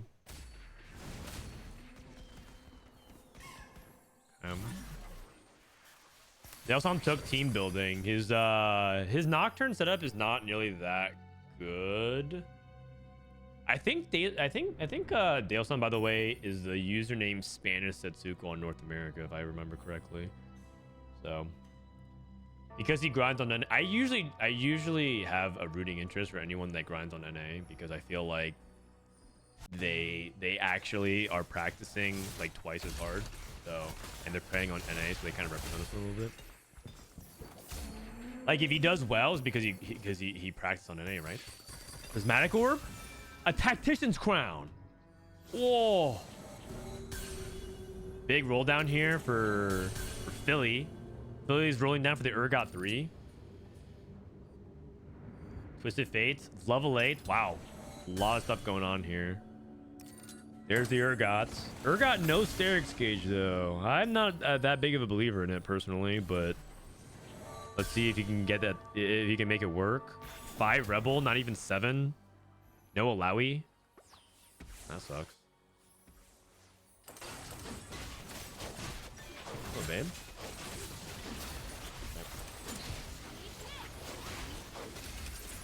Thank you. My wife got me a croissant with some coffee. Thank you. Tafel loses his streak to the Urgot 3. Can I get W wife in chat? All right, Snooty's augments.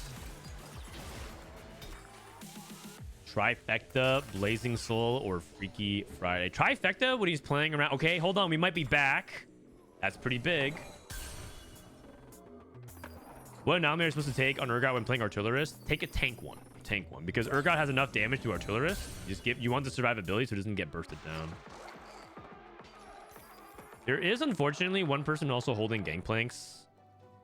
Then Elise too. Backline Elise with Twitch. Bruisers, okay. Okay, Snooty's gonna stop here. Brubba hits Garen 2, Elise 2. Okay, Piercing Lotus, 6 Bruiser. Enforcer +1, Piercing Lotus. Coronation. Deosam has 10 units. Somehow he has Caretaker's Ally and only 6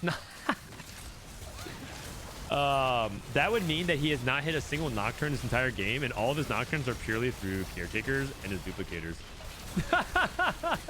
He took Caretakers into training, into team building, and has hit 0, not a single Nocturne. Oh my god, that is too funny. Ugh. That is ridiculous. I've never... Okay, now he hit it. Finally. He actually has a pretty cool combo, though. He has Coronation, and he has the loot subscription that gave him the Tactician's Crown, so he's got that going. Yep. Zafo going straight to 9, by the way. He's sacking these two, took Sentinel +1, going straight to 9. Snooty finally hits the 6 Conquer. Trifecta. The 3/3 costs are Swain, Nami, and GP.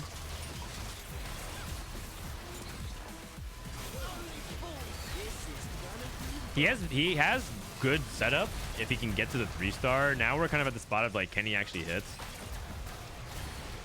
I guess one thing that's like kind of unfortunate is oh, he got it. Is that he's really behind the count. 179. I've seen people like pushing 400, like 300 something by this point in the game. Mordekaiser. Deosam. I mean, Deosam is going 8th, right? He's on 3 Quick Striker, 4 Automata. This is like I'm pretty sure if you filter just these traits in Explorer on any data site, your averages might be in the high 5s. It's not looking good. Oh wait. In-game full HUD. Oh no! I think I broke it, guys. Oh no, it's back. It's back. Sorry. No, we're back. I'll keep this up for 5 more seconds because it wasn't working. But yeah, Deosam, no 4 Quick Striker. Very like Caretaker's training reward. Like end of stage 4, Nocturne 3, it's cooked. It is cooked. I just want to see this GP3. He has 1 duplicator. He's 1 off. 7 Rebel. 7 Rebel Rumble. Playing 4 Sentinel. 5.76. That is not very good. Not very good at all. Our Zoe items are a little bit well, actually Sheridan Archangel is fine. It's fine. Okay, Sappho's sacking, right? Sappho's trying to get straight to 9.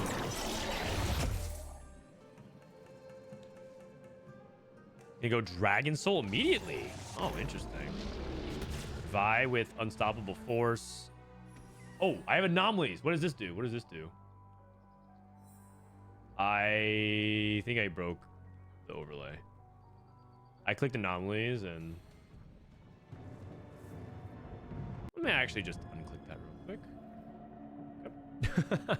Fortified. I think this one's okay. Mainly because well, I guess he has Titan, so it's better, but like usually you want resistances. Giant Swain. Okay. And then we picked Last Chance. Let me see if it works again if I click this. Nope. Okay. I guess the anomalies button doesn't work.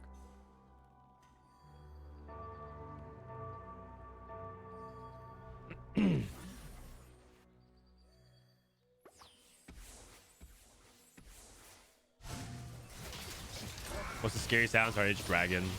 They coded in where like you get every time an anomaly is picked and the round is over, there's like a big giant dragon whale. 3 quick striker. It's just so sad, man. It's actually such a big difference. If he had 4 quick striker, I think he would win a couple of these rounds in stage 4, and that's a huge difference between going 8th and going like 5th. Looks like it's barely enough though. He's playing 2 Kog'Maw 1s.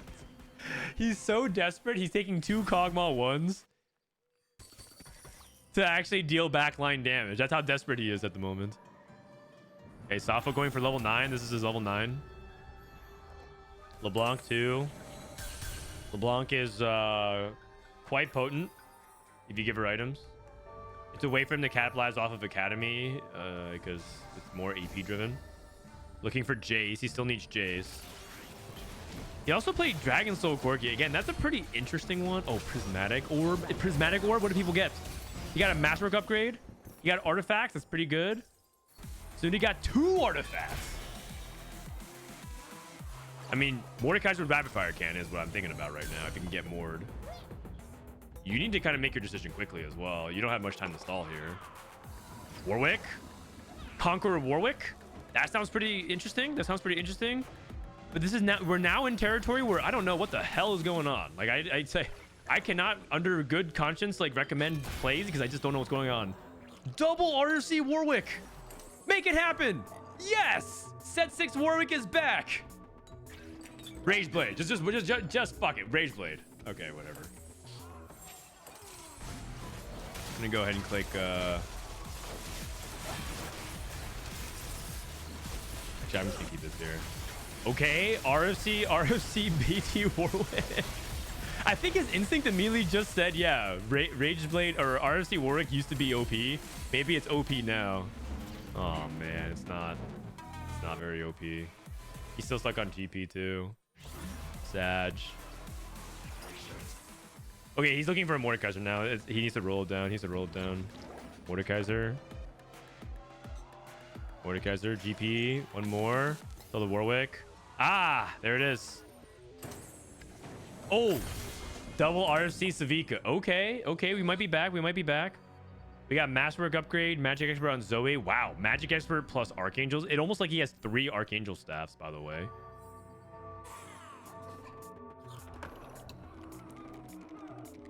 Okay. Swain 3. Like, surely this is good. Yellow Tomato, 2 Enforcer emblems. Wait a second. If Yellow Tomato gets another Enforcer emblem, he's going to have 10 Enforcer. If he gets another Enforcer emblem, he's going to have 10 Enforcer. We're just too weak, man. The Conqueror line. Okay, Sappho loses again. Roxas lives for another day. Philly losing out. I mean, I already talked about Urgot without like the optimal like leash to be set up. It's kind of mid. Safo got to 9. He did not hit Jason until just now. He is stacking up Mel. He has a Jinx too with Radiant Shojin. It's quite good.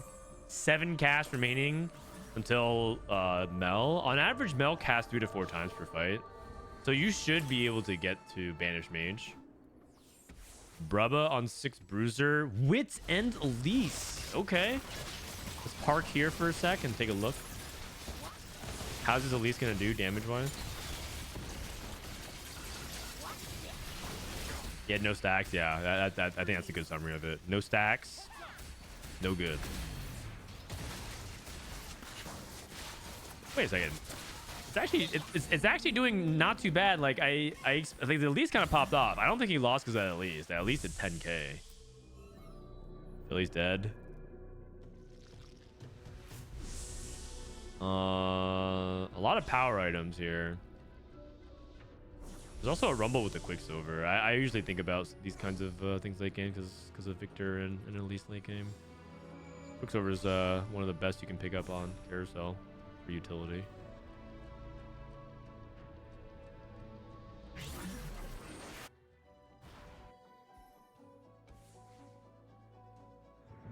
Okay, Mundo 2.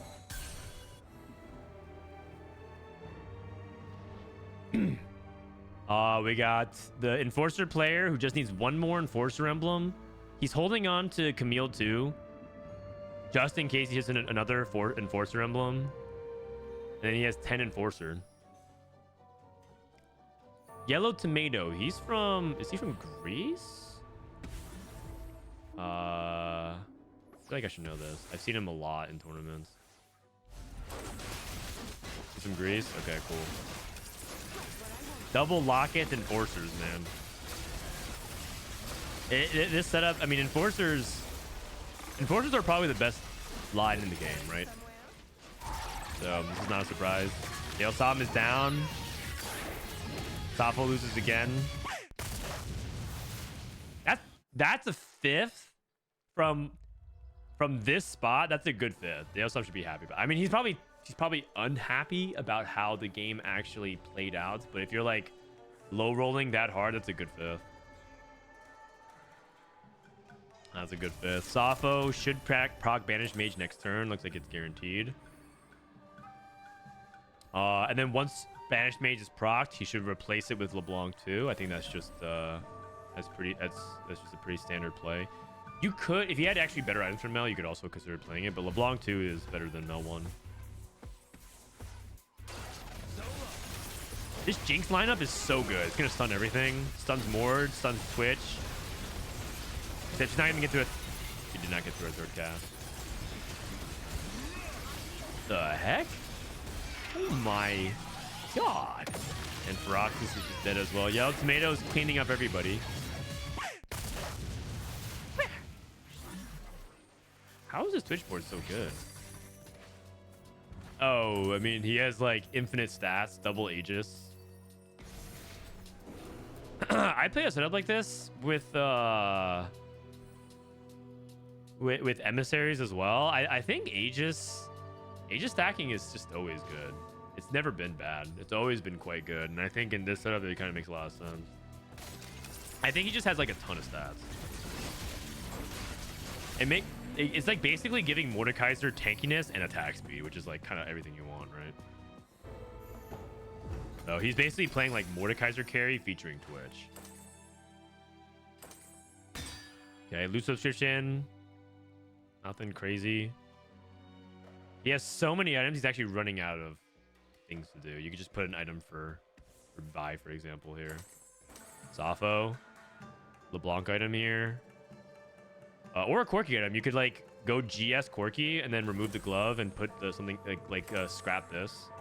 Okay, he went 3 items. I mean, he had a lot of choices. A lot of choices. A Stone Plate. Stone Plate is not what I'm looking for, though.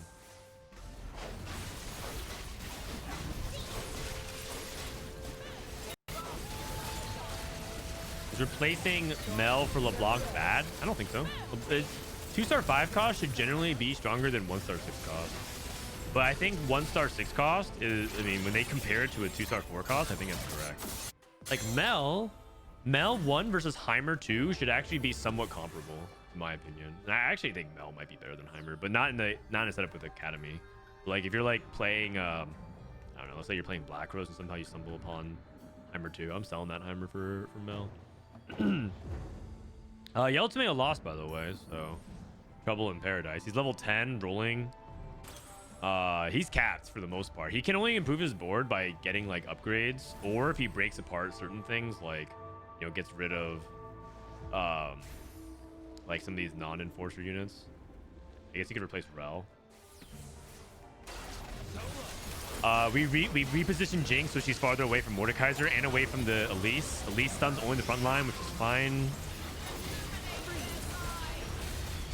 Jinx rocket not enough. It's a third for Safa.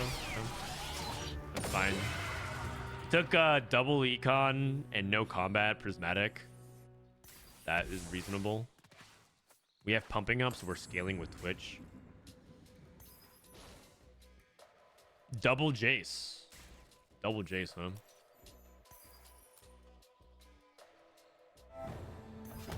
Victor. Who did we cut? Sentinel. I mean, Rumble does cap higher, but he doesn't have upgrades and he doesn't have the spot for it. But Victor's so good in these spots. And remember, if he gets a Enforcer Emblem off Carousel, he wins the game guarantee with 10 Enforcer. Big clumps. That's actually really good for Caitlyn. Caitlyn can now just bomb everything. Whoa, are you sure, man? I'm sure this Caitlyn 1 just probably did 10,000 damage. Oh, you clumped everything. Ah, that's a little excessive, I think. I guess maybe he feels like he's gonna lose anyways, but that's just like making it so. No. All right, well. Too bad you can't FF in tournament, but all right. We get to see it, man. Actually, you know what? Because he can't forfeit in tournament, we get to see 10 Enforcer. Oh my god. Enforcer Warwick, Enforcer Victor. 150% damage, amp. He sells everything. Oh, he's not. I guess. Oh, he's rolling to see if he can hit Mordekaiser 3. Okay. Okay. 5. Close. All right. And yoink.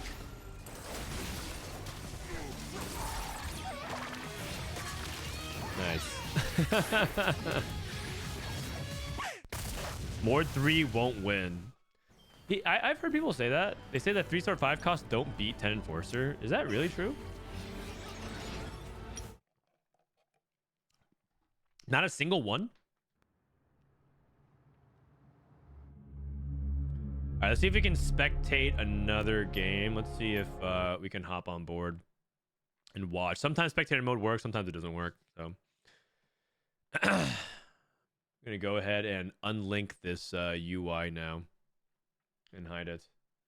Got no stats left for you guys. All right, there you go. That's the stats overlay. That's the stats overlay.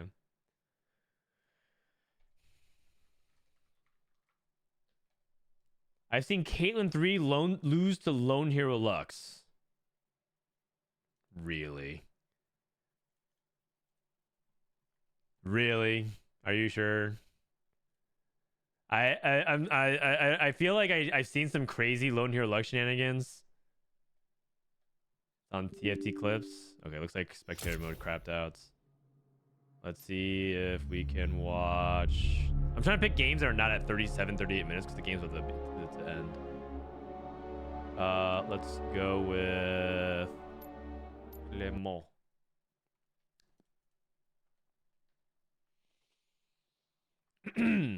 From a purely competitive perspective, how do you feel about emblems on carousel with chase traits? I think it's fine. I mean, I think it like basically gives you outs to play for. I think the difficulty is that there's no counterplay sometimes. Like the difficulty is there's not much counterplay to 10 Rumble. There's not much counterplay to a lot of things actually that are super powerful because it's just too much.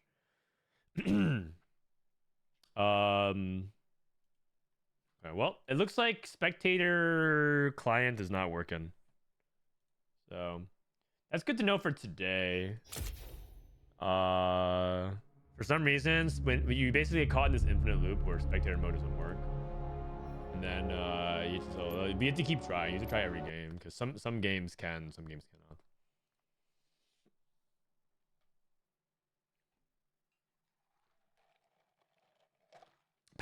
Powerful things existing in the game like big verticals is exciting. It's exciting.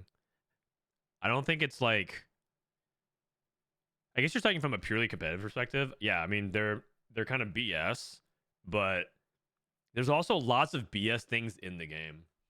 Like 10 Rebel is BS, but so is like artifacts combos, and so is like certain augment combos, and you know what I mean. Like there's so much BS in the game. I'm not gonna be like, well, you know, this shouldn't exist, but this is okay. All right, let's see if we can pull up streams. I guess that's what we'll do. We'll pull up some streams. Twitch.tv/Sologesang. Oh, he's out of game. He's out of game. No, he's in game. He's in game.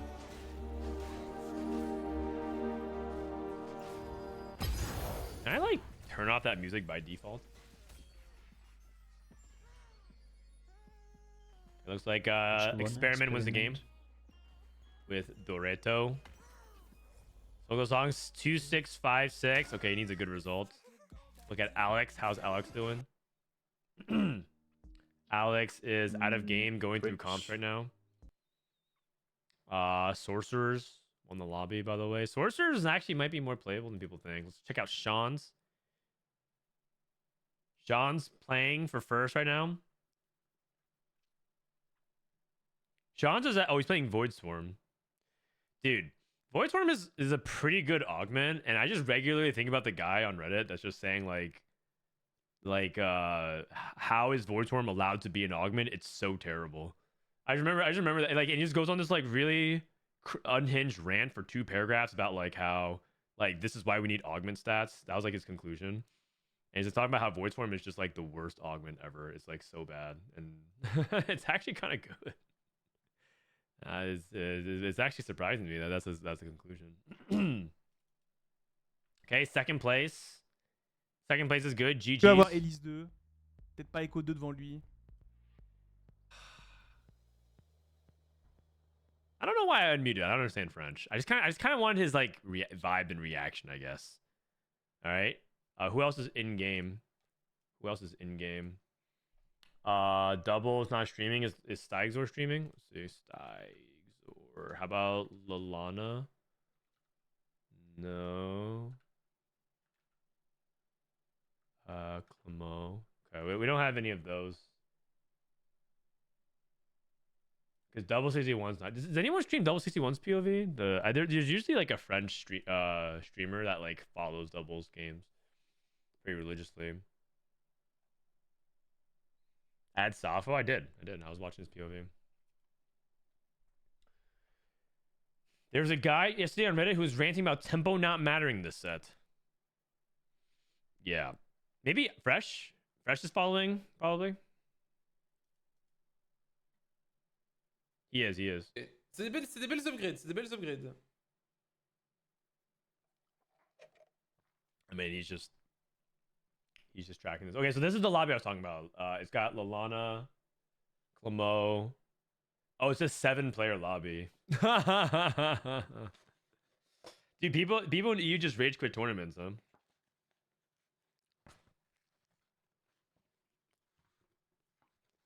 Dude, I swear, this bakery makes the best croissant sandwich of all time. It's so good. Rebel Warwick, huh?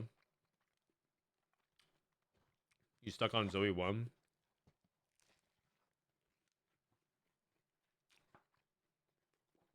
TF3. He's playing Akali Twisted Fate reroll.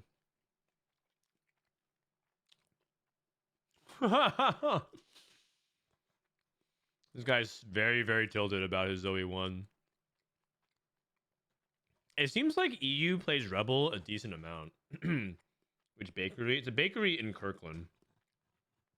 It's called. I think it's called the Kirkland Bakery. Wait a second. How many people are playing Rebels in this lobby?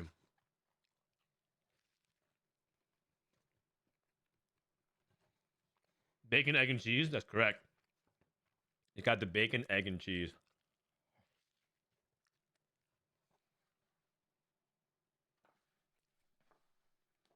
Sorry for eating on cam. It's my lunch. Right back. Là, en fait, le problème, c'est qu'il s'est pris des tartes for fun. Il a enfin son 4 cost T2, et en fait, au moment où il hit, il va jouer contre le strongest du lobby, et il va se faire sortir après avoir enfin trouvé sa Zoé 2. I need to bring back anomaly stats because there's a way to discover good text, nice to consume enormous amount of TFT content and play augments properly. Il va zoomer sur le Warwick, regardez bien. Il va dire ah, Nucky, il a ses costs, bon. I suppose so. Ah, super. But the other side of it is now you get to explore anomalies a lot more freely than feel like you have to just follow the flowchart of data and be like, well, it's this unit and this anomaly. This unit is this anomaly. You have to play more freely. Now, I know some people are going to say the opposite. No, it makes me play more conservatively, but I think that makes you play worse. I think you have to expand your thinking. Also, another thing about anomalies is that people tend to be really bad at evaluating anomalies.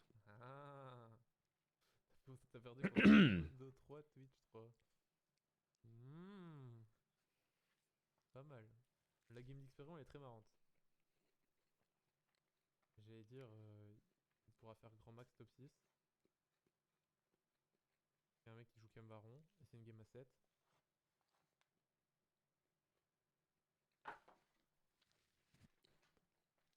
How do people get anomaly stats?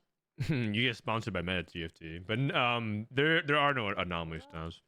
I think they meant that they wanted to see anomaly stats in general. Hey Warwick, mange-les. I want to see anomaly stats only because I'm curious. Like, I'm actually just curious. Peut-être. Ok. Ça passe. MDR. Hop là, on est top 5. Okay, Rebel winning out.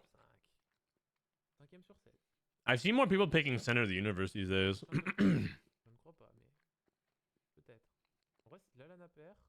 Malheureusement, il gagne parce qu'il a un ghost. One issue with anomalies is the wording is not always accurate. That is true. I can't disagree with that. Non, c'est même pas un ghost, c'est vraiment au désert. Agreed. It's not perfect, right? I think Riot even has acknowledged and understands that it's not always ideal. It's not like banning augment stats is pure upside. It's not like banning anomaly stats is like only good things for the game. There are trade-offs. It's not like okay, this is like 100% good. They just know is that it's a trade-off that they want to make because they recognize that it's encouraging certain play patterns of the way people approach the game that they like better. Okay, he was trying to position to see if he can get Zoe to snipe. Zoe always targets farthest. And so he wants this Zoe to be targeting here and hitting the Kog'Maw. You can see that Zoe's not hitting Kog'Maw at all. And so he's afraid of this matchup. He got Victored. Mais Warwick qui se fait pas cesser, le Warwick arrive dans la backline, le Warwick qui est en train de courir, tout droit le loup, oui on arrive à tuer la série, non il retourne en frontline mais c'est pas grave, il reste que Kog'Maw. Oh bro, he's like casting. Okay, fresh. Okay. Wow, very close. Ok. I wonder if they'll release public augment stats at the end of the set. I wouldn't if I were them. I would not. C'est quoi la tech de Zoé avec les boules? Qu'est-ce avec les boules? Zoé avec ses boules.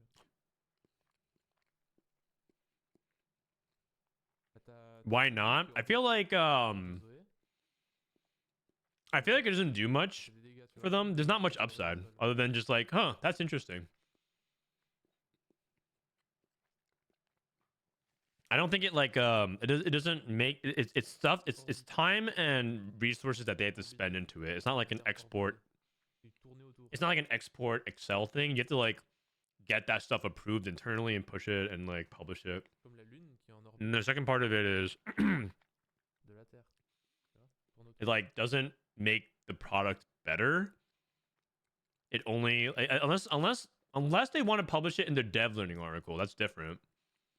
But like I think it's like one of those things where like only only a very small fraction of the player base will read them and care about them, and it's also the fraction of the player base that's also like the most unlikely to even be satisfied with anything, and it's also the player base section of the player base that's most likely to use it against them to like flame them and like hate the game and like point at things that like are just not fun.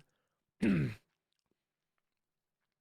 like yeah, I don't know, there's gonna be some people who are curious that might use it in a way that's like, you know, edifying, but there's gonna be a lot of people that just like, yeah, I don't feel like it serves that much of a purpose. Will you play set 4.5 revival? I did a few times, and a lot of people told me it's really boring. I think people think it's boring because there's no like ranked portion of it, and also because a lot of people actually surprisingly haven't played it, so they don't feel like that emotionally tied to it.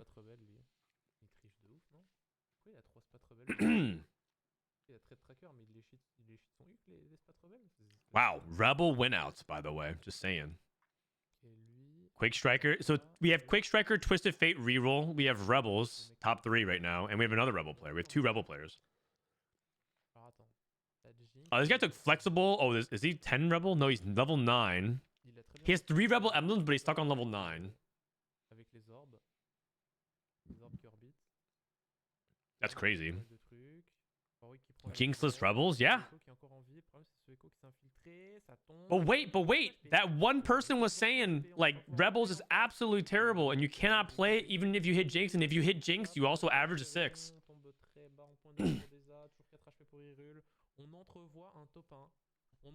My streamer narrative.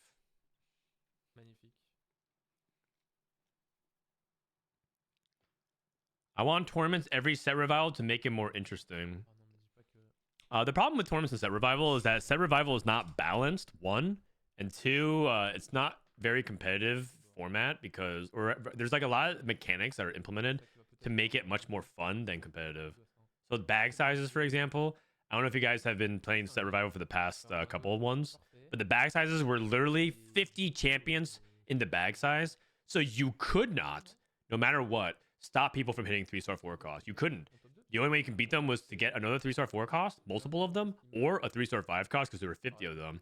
And so the optimal way to actually play that site revival was to take triple econ, because you just couldn't actually beat it.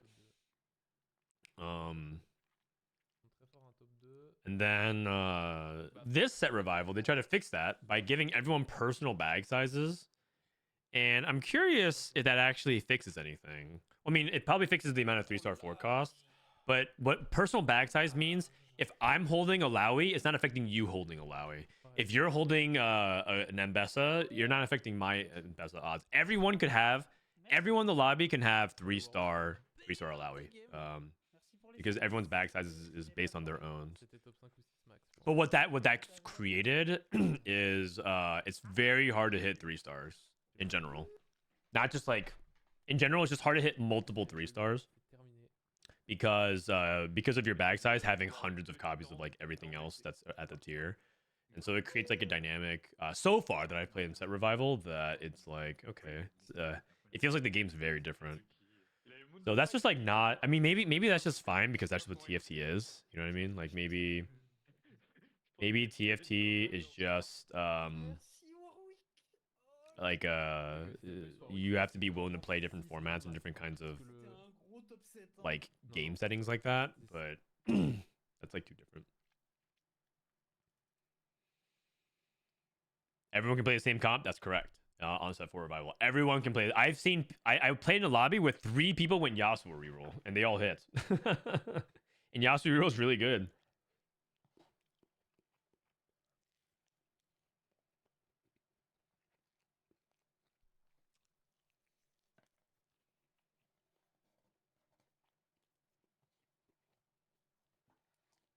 All right, so they're gonna do one more lobby shuffle, and then we're gonna get ready for NA.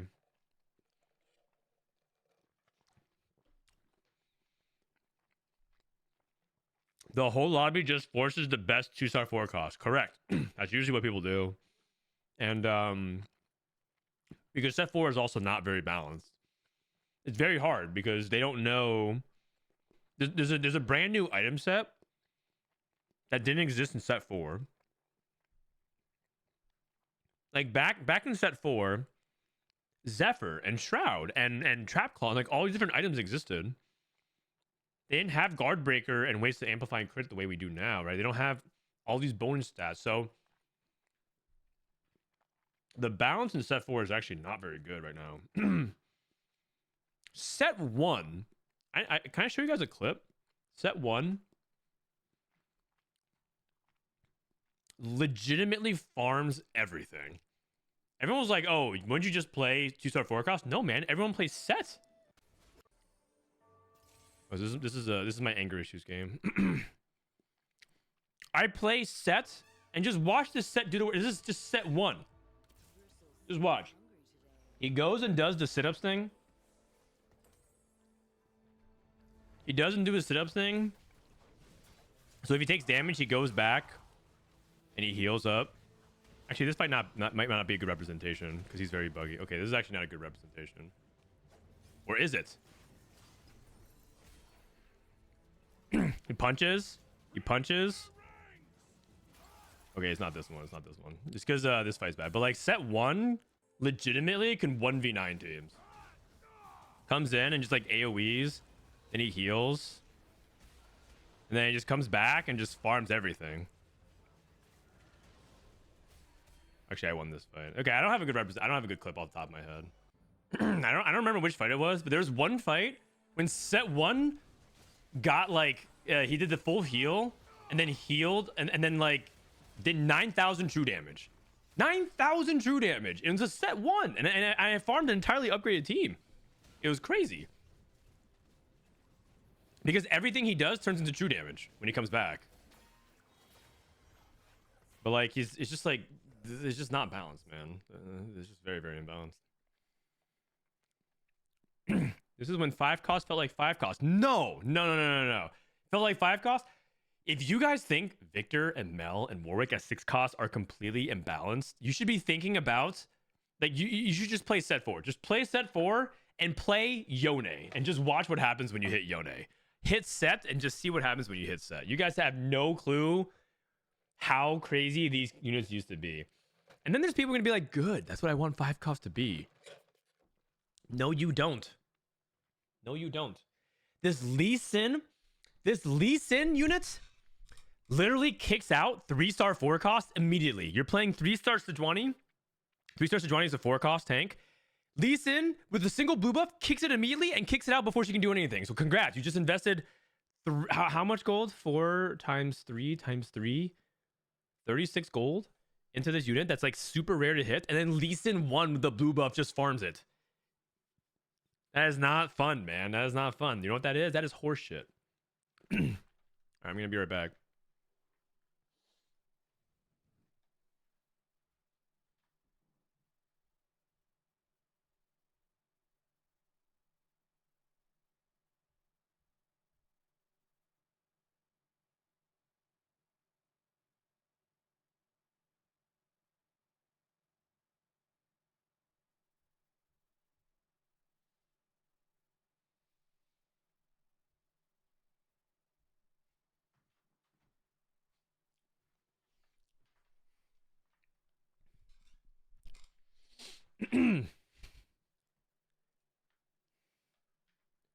Just build a Quicksilver.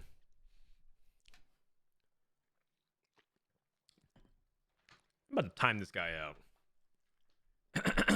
All right, here's the leaderboards. Looks like we're looking at leaderboards right now. If you guys are here for NA, we're gonna get started with North America in 2.5 hours. In 2.5 hours. Right now, looks like #1 point earner is hovering around the high 20s. High 20s. We got Yellow Tomato from Greece, Coco from France. That makes sense. Both very good players. As Pat, 28. Dale Som, 27. That's a good 5th then for Dale Som, right? Because we went 1-1-2. Got Brubba.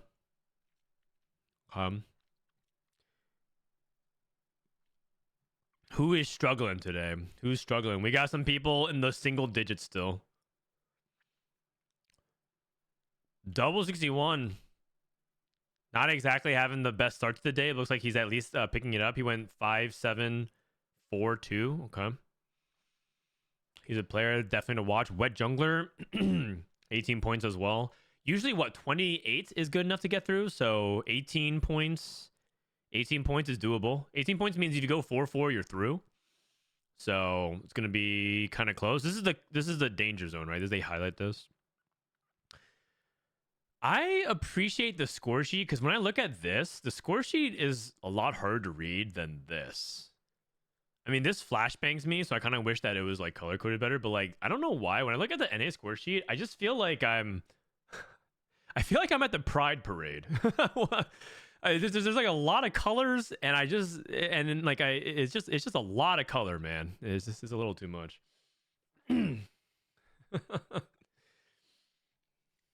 Nothing wrong with colors, man. But just like at one point, I also care about legibility.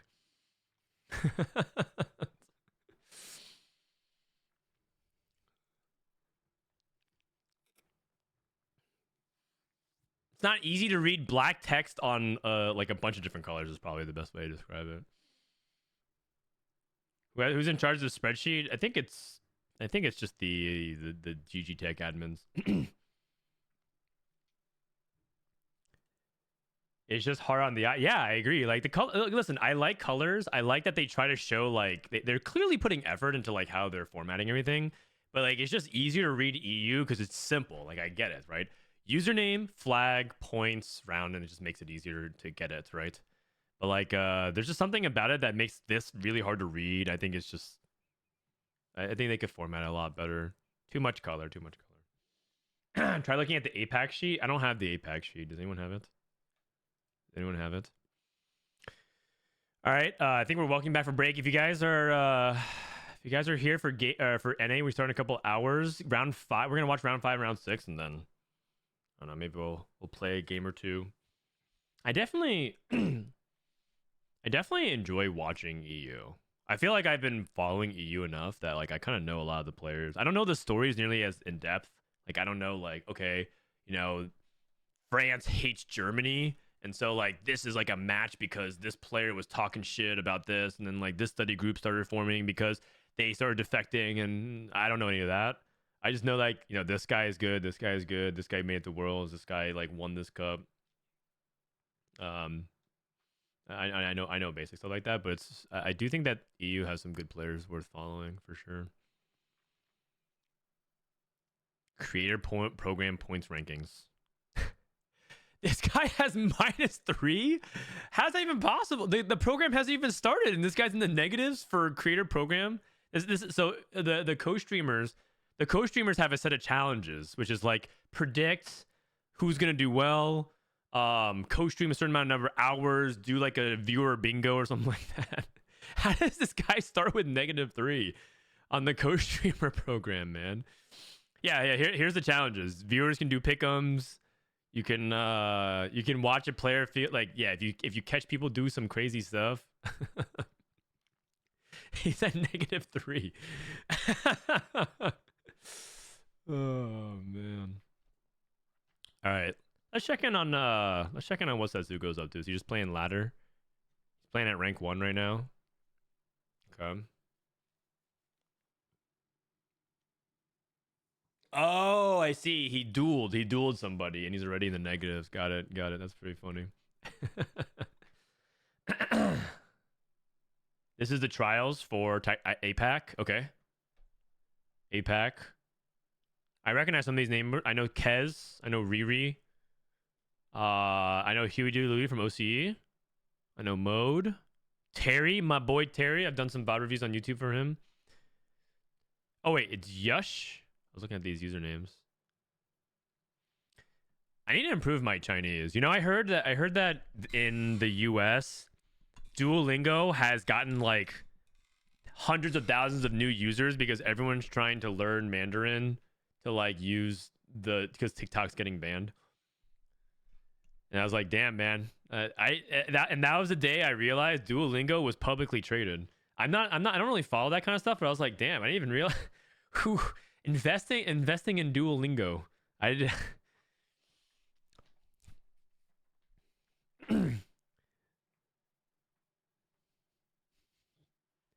TikTok refugees. Yeah, I know.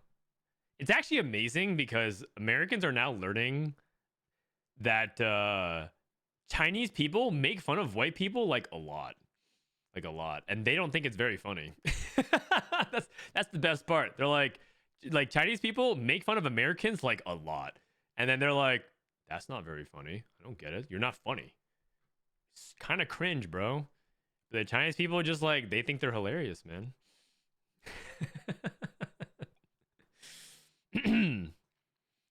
Anyways, it's very fun. They're learning about Chinese culture, which is important. I actually think it's a good thing. I personally think that that's like a good way for people to develop understanding. Some people obviously are not going to do that. They're going to just like, they're going to stick to their beliefs.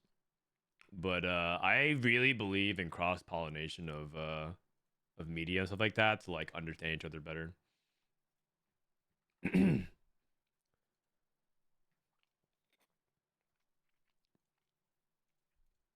The moment those people find out about censorship and Chinese views, they will have a meltdown. Who? What do you say those people? You see Americans? Oh, I mean, the problem is that there's a lot of anti-Chinese propaganda out there of like what it's like being in China. And like, it's just like anything. There's like, it's just basically like elements or like small stories that are just blown up way out of proportion. I'm not like, I just want to make something clear. I'm not like extremely pro-China or anything like that. Even though my family is Chinese / Taiwanese, right? If anything, I have like I have roots in both. But they're definitely it's like blown way out of proportion, like a lot. Just like anything.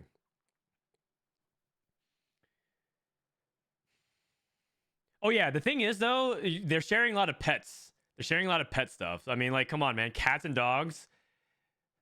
They're the great unifying force. Thank God for our animals, right? our furry friends. Because like, I mean, no matter what, you guys, they always bring people together, sharing cat pics.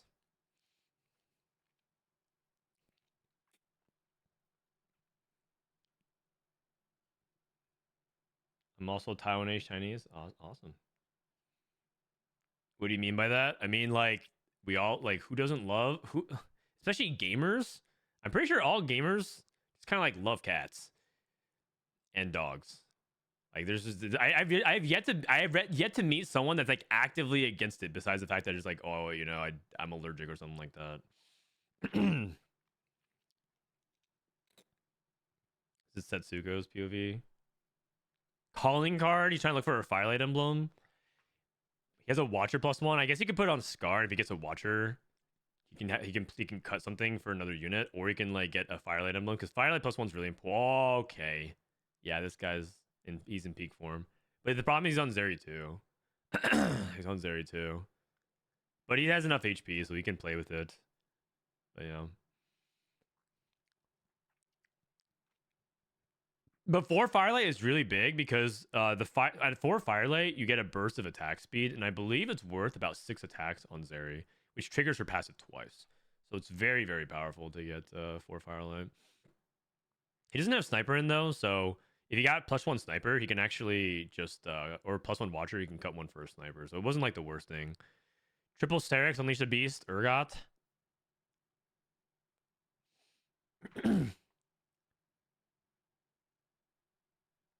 Gamers like cats because you can just ignore them most of the time. Yeah, exactly.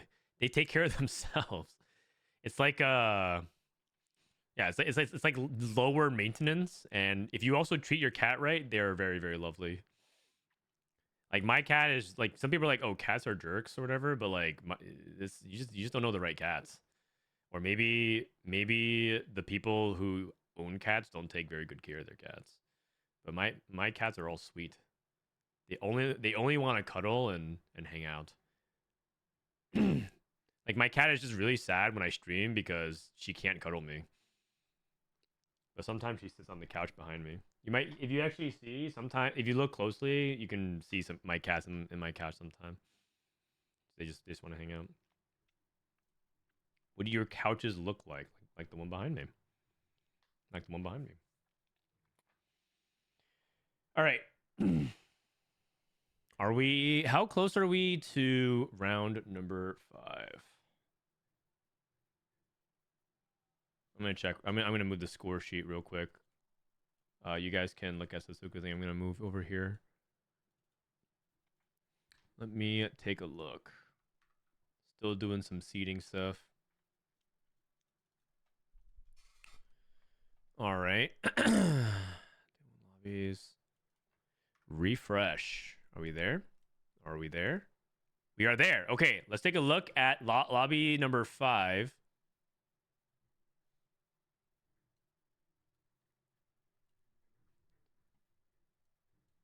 Okay, lobby 5, we got Coco, Tomato. Okay, so the thing to pay attention to are always people in the 3 to 6 range, because this means that these are the people playing for a spot. Even spot number 7. Wait, is that right? Let me see. Safo. Oh, that's not true. Oh, wait, they don't see it like that. Oh, never mind. That's how we do it in NA. All right, well, let's just go based off of lobby prestige then. This is a good lobby. Coco, Deosam, Safo, Kubiksan. These are all players who made worlds. Lobby 2. Experion, Clemo, Brojan. Lobby 3. I'm looking. If you guys see any good lobbies, call them out in chat.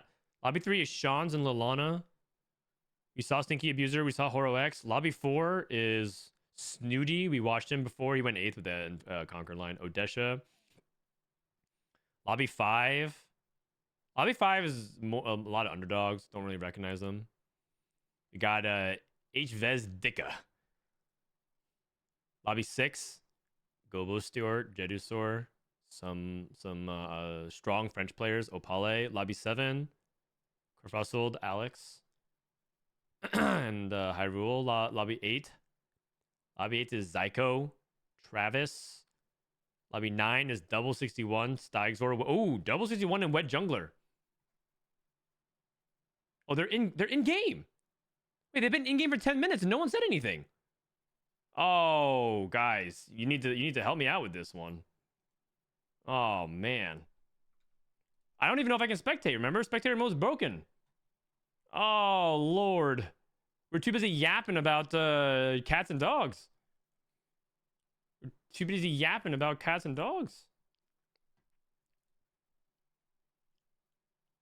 Gonna watch KevinParker's POV.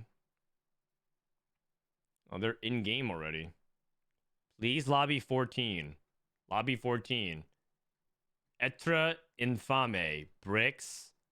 Balotelli. Those are the players I recognize. Canbiz in lobby 13. Please, lobby 9. It does not look like... I mean, I could try to restart my client.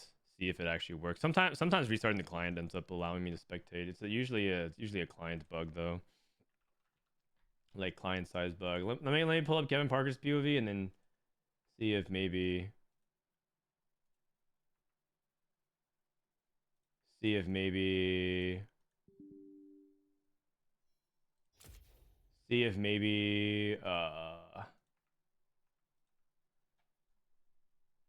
I can get there again.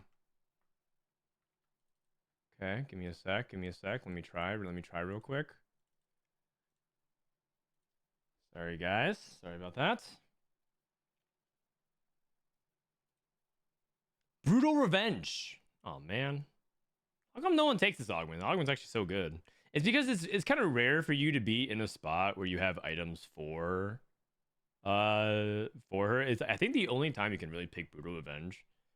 He took forward thinking. Oh, is that real tech? Forward thinking on a full one streak? Okay. I see. 100 HP and low gold. Yeah, I can see that.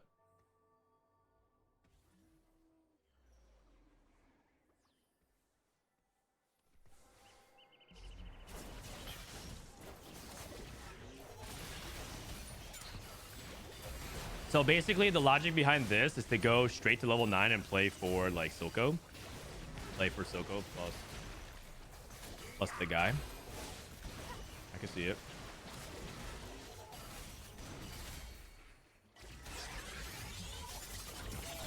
Interesting.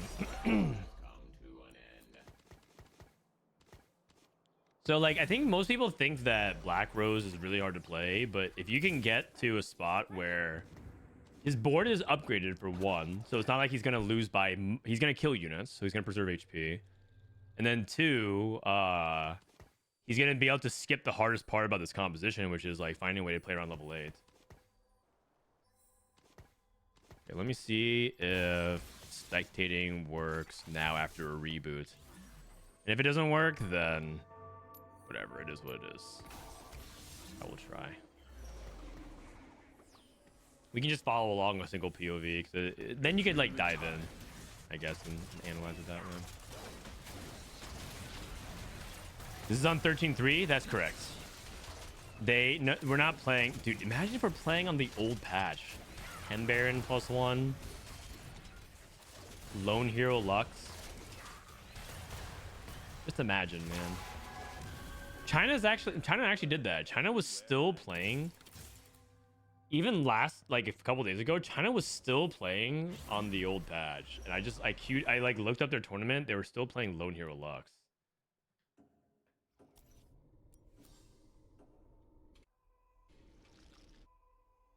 All right, so this is game 5. Let me swap this over. Game 5. Don't know what the encounter is. What if I just lie? I'm just gonna say Golden Gala. I mean, how would you guys know?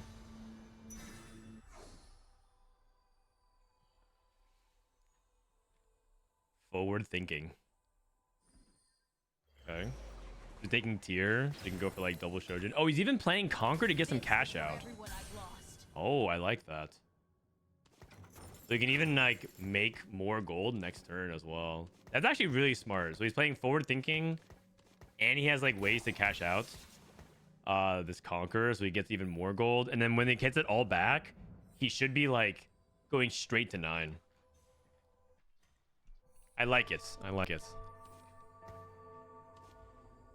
Is there any way to turn up the quality, or does that not work? This is 1080. This is 1080. A little bit better quality.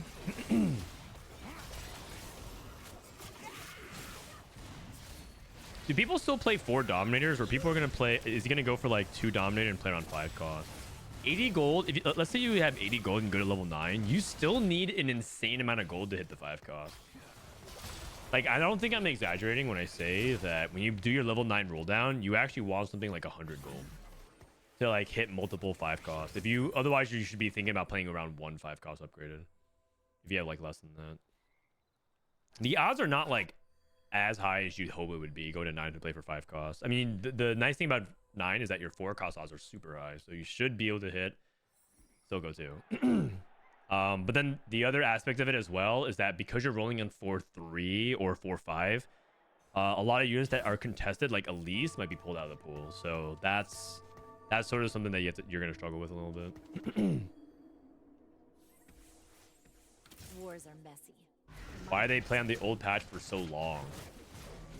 They play on the old patch because players don't want to play on like a high stakes tournament on like 2 days of practice. Even though it's a boring patch to them, they'd rather play. A lot of players would rather play on something that like they're familiar with instead of being like, well, I have 2 days of practice on the new patch, and it's time for me to play my regionals qualification performance for this. This is like what my season depends on, and they don't want to do that. As we have learned many times, the competitive players they would take the Bedge route, but it's like safer and less volatile. They don't want to do the woke stuff. Because he's literally just building out the 4 Dom bit variation.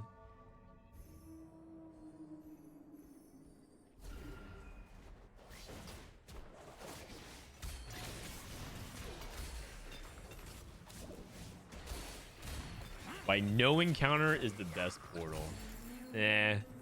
Maybe if I'm having trouble falling asleep. He's already at 54 gold. He could level here to try and maintain a little bit of tempo, but like he could play a bruiser, for example. If it saves a meaningful amount of HP, I would consider doing it. He's still making 30 gold, so it's fine. He's like losing 2 gold for this. Actually, because I think it's actually a true 2 gold. Now it's actually he's losing 3 gold for this. That's not a big deal. Spreading his components out. Do you guys remember that doing this used to give you chances of getting cybernetic bulk and cybernetic shields or whatever? Cybernetic uplink. Is he gonna kill any units here? This is Smeech 2. Ziggs 1. Oh, okay. Okay, we killed 2 units. 3 units. Not bad.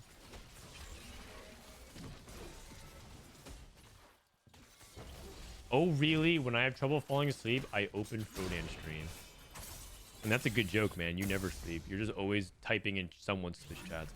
I'm starting to believe Demacian Raptor isn't even one person. How are you in every chat, always just yapping?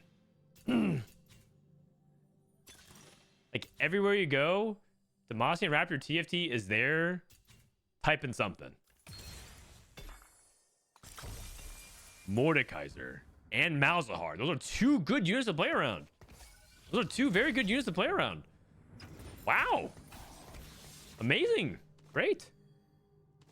Perfect. Sergeant Asher's. You could justify making more items here. Make like Hodge. You can make Hodge and then you can also like make Edge of Night. I don't think it's Titans though. So a little awkward. You don't want another tank item because you kind of have that. More can hold Vow, Titans. Sorry, Vow. You can hold Vow, Edge of Night, and like Hodge, and it's like fine. I kind of just do want the actual good like best items later on though. Like I still believe Quicksilver is like really important on Mord if you can. Stops him from getting stunned. The uptime's really important.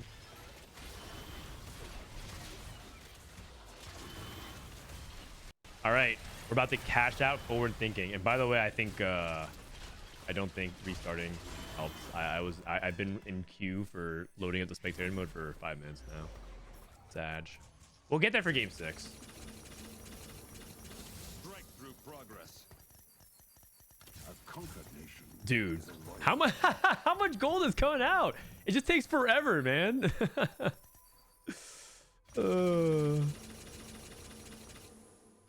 Yeah, he's pre-leveling to 9. Pre-leveling to 9. Okay. Alright, I'm not gonna miss it next time. I'm not gonna miss it next time. My bad, guys. More talks about speeding up. They better, man. It takes half the round turn. He actually full pre-leveled to 9. 2 trick. Forward thinking duo Q. Econ, Bramble Vest. Okay, Mouse cleaned up.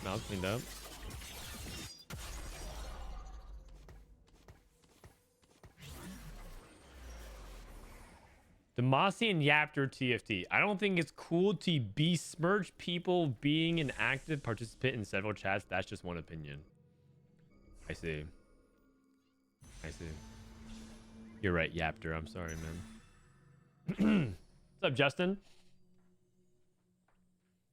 Are you playing in any of these competitions, Fro Champ? It's funny that you mentioned that, actually. I may or may not be playing in a tournament soon.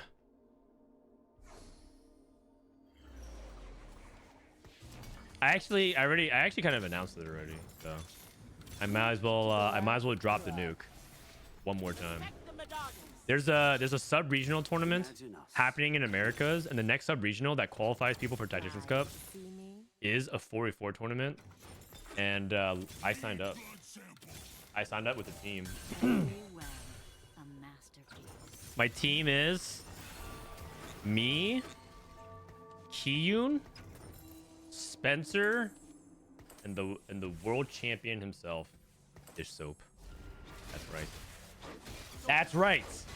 It's the Fnatic run back. We're gonna clap those Vitality cheeks. The egos are way too big. One member of Fnatic had as many world appearances as the entirety of Vitality, and they're out here just yapping.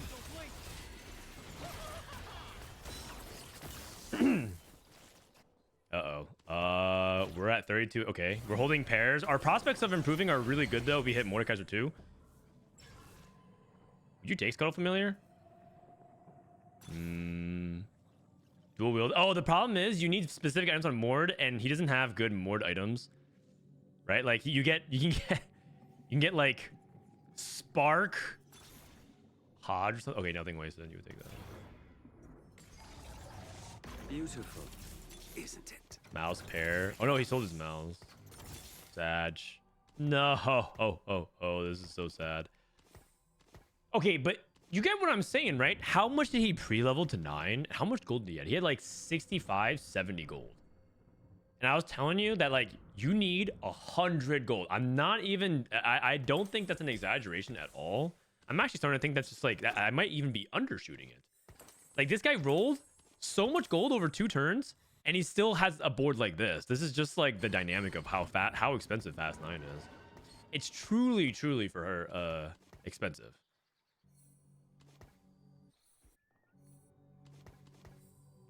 You know how like some people who are like millionaires might feel like, oh, I'm middle class, right? There's like a report that came out of like you're in the 1% if you make $140,000 a year in America. And there's some people who are like, how is that even possible? Like they're mind blown because they can't accept that they're in the 1% even though they make a lot of money. That's kind of like what's like the Fast 9. You're just like, I don't get how I have so much money and feel so poor still. And he's now at 1 life. 1.5 lives.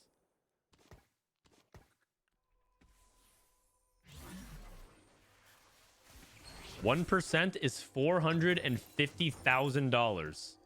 I mean, I'm just telling you what I read in the report, man. Maybe this was fake news, but I'm just telling you I read the report.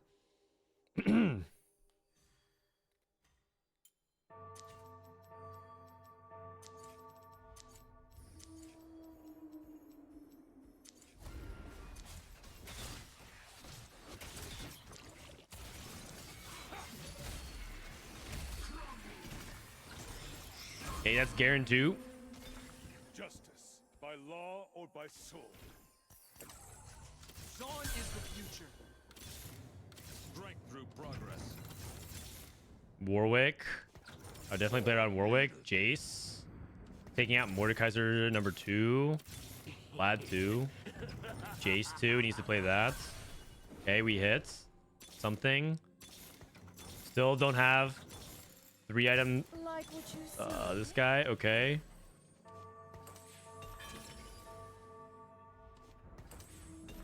Okay. Hodge. Last Whisper. And then... Yes, we're playing binary! Where are our 3 carry items? Where are our 3 carry items? Oh, no. Oh, man. I mean, it's okay. I think we should win this fight, right? Like, Smeech is good. He ain't that good. No way he can beat this board.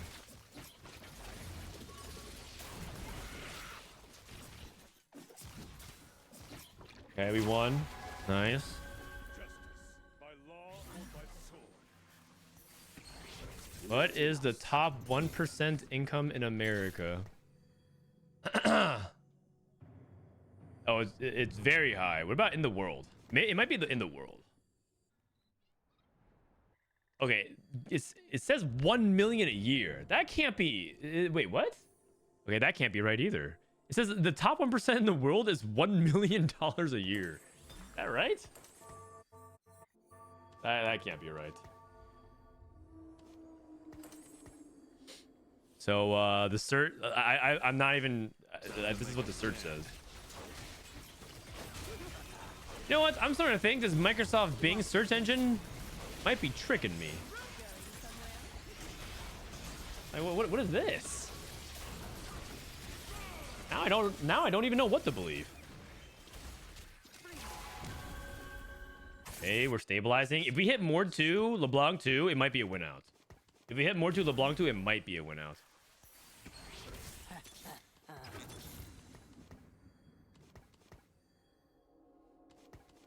That's in the US. It's actually quoting specifically Monaco, Switzerland, and Luxembourg.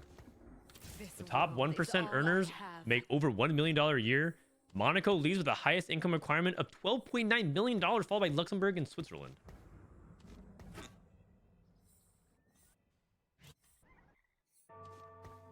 I don't know, man. I just don't know if co-pilot is what I want to trust right now.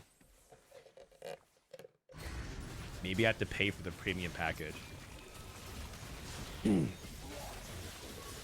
That's the funny thing about some of these AI things. They're like, you should pay us to get wrong results, and I'm like, nah. I get that for free every day through my Twitch chat.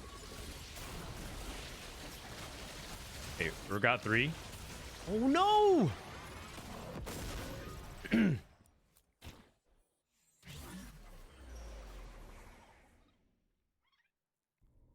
Black rose emblem. That's 5 black rose. That was just keep our board. Oh no, we need a third item for. We need a third item. Oh no, we already have a Hodge on him. Okay, I just take BR then probably. Takes Dom spats. But they have to go back for a blitz. I feel like I would just take the 5. I would take the 5, but maybe he just wants to play around. Maybe he thinks he has to read that 6 is better. What do you cut though? What do you cut? What do you cut? You cut Vlad? Cut LeBlanc? Oh, puts in the shop. Ooh, that's good. That's good. I think you probably cut Vlad. 2 sorcerer, very fake when you're playing 6 Doms. You get so much AP. And you put Dom on LeBlanc. Whoa. I was not expecting that. I was not expecting that. I was not expecting that at all. That's crazy to me. Oh no! Computer weird den Platz Freisenbergen. Achtung! Achtung! 6 Dominator, 4 Black Rose. I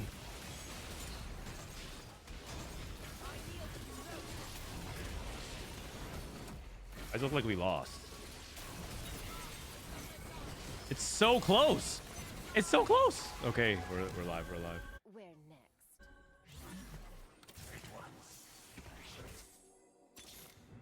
Why is it in German? Because the guy we're watching is a German player, man. Why is it in German? It's not. Wait, it's not my. It's not my alert. It's his alert, man.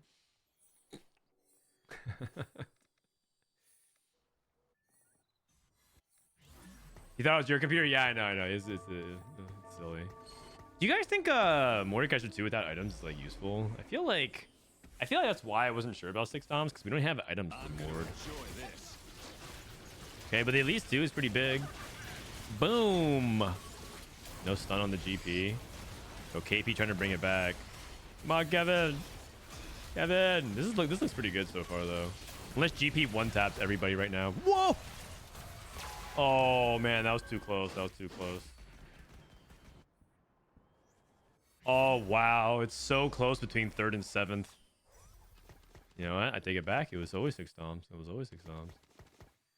It was always 6 Doms. I mean, Garen. So I don't know if you guys have seen the stats, but Garen is actually positive delta on 9 for the Black Rose line, which is wild. I remember looking at that.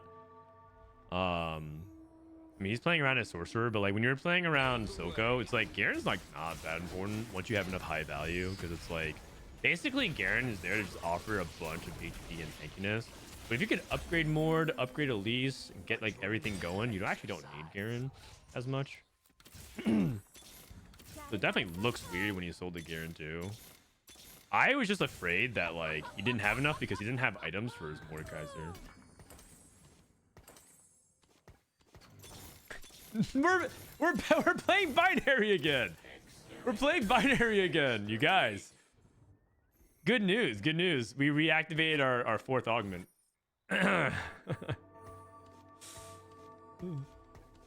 You trapped the Silco. Okay, this is okay under one circumstance only.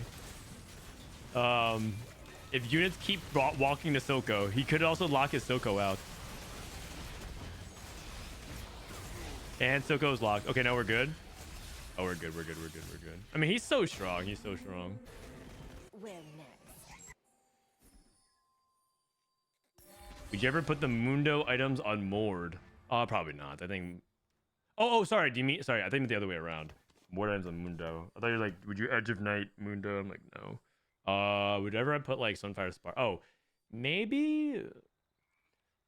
If I had like 5 removers and I didn't care about it, I'd probably be open to it. The problem is that he's actually been using his removers very aggressively, so it's been a little bit of a struggle.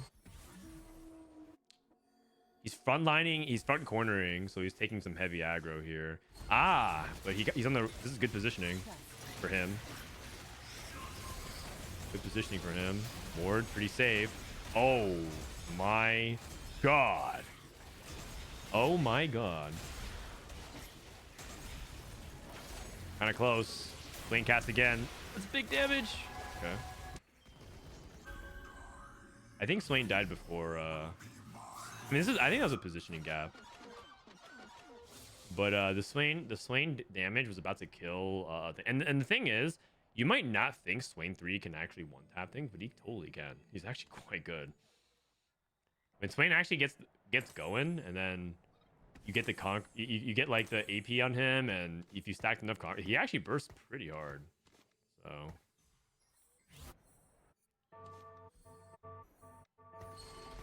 man, this is pretty cool. Forward thinking into a true fast 9 into a first. I would love to see that. This Moore is a little bit vulnerable. Getting targeted by Corki and Tristana. He pulls the Corki towards him. He's ulting. No. Oh no, and the Victor. All this for a fourth, maybe a third.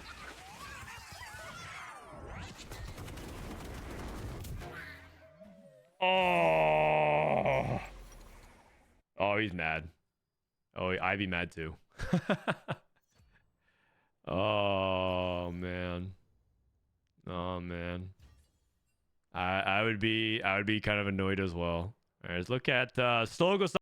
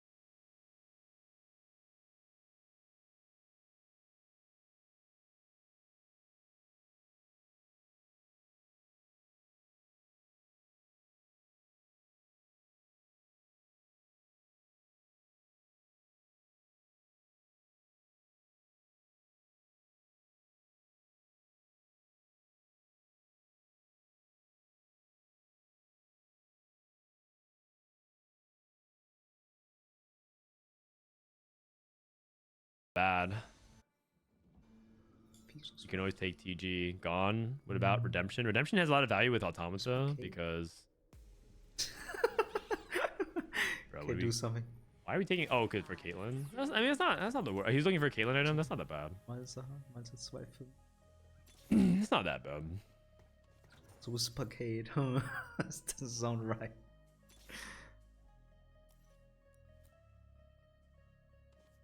Okay, TG. Soju's live. That's good. I want Soju to stream the tournament. I would feel like, I mean, as much as it's fun to like watch me and everything like that, I want the players to still be like invested in like streaming their. I think that's what makes TFT really unique and different, right? It's kind of like Apex Legends. It's kind of like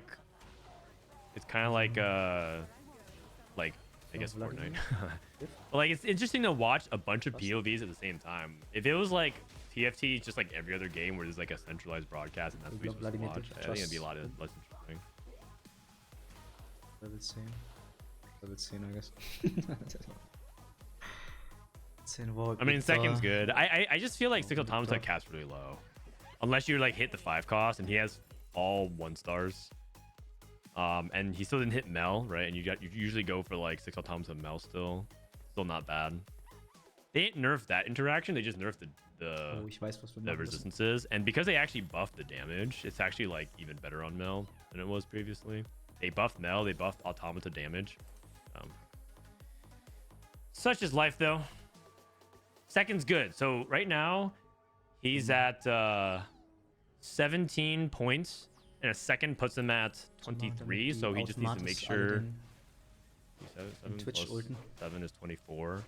He needs to just get like a fifth, Dann eigentlich. Ja, ich glaube, das ist das Positioning. and he should have Ich 28 guck mal auch points. nach links. Keiner hat Twitch geultet bisher. Keiner hat bisher Twitch geultet. Ja. I'm glad that he's laughing. It sounds like he's having fun. So you guys, TFT could be fun. GG, well played. Such good spirits, man. Such good sportsmanship. And he's good looking and he's successful. Oh, guck mal, zwei so Man, spät, Mann. just pick. Man, this guy just wins on every front. Amazing. Amazing. All right, who else is playing? Chance. We got any lobbies? Oh, let's join a lobby. Let's join a lobby. Ouais, de toute façon, je joue pour un top 4, hein, on va jouer secure. C'est... White Jungler's lobby. I'm down to join Yeah, you- White Jungler's lobby. All right. Wet Jungler and Double61. These are regularly two people who are pitted as two of the 3 best players in EMEA on the regular, right? This is like basically looking at where, you know how NA has like a 4-horse race between Dish Soap, Setsuko, Replay, and Weijin? It's like the same thing. Like it's like these two guys plus Coco. And it's like those are the guys that usually like regularly are topping every power ranking. And then you have other people who make runs, right? There's people who have gotten like Cambiz has had his moments. Cambiz has had his moments. You have people like, you know, making really, who are starting to surge up the rankings, like Jedusor is doing really well lately. You have like Solo's been pretty close to the top before. Salvyyy, a long time ago, Salvyy's not that. So the people have had like their times where they run up to the top, but it's like usually these two guys plus Coco are like 3 of the top 5, like almost always. It's like perma. Oh, wait. They're only gonna play a 7-player lobby? Let me see. Lobby 6, 7, 8, 9 are like the ones that are on the cutoff. So we can watch maybe a different lobby if they only have 7 players. I mean, I kind of wanna watch. Did my donation go through? I don't think so. I didn't get a notification for it. I could look for it though. Let me see.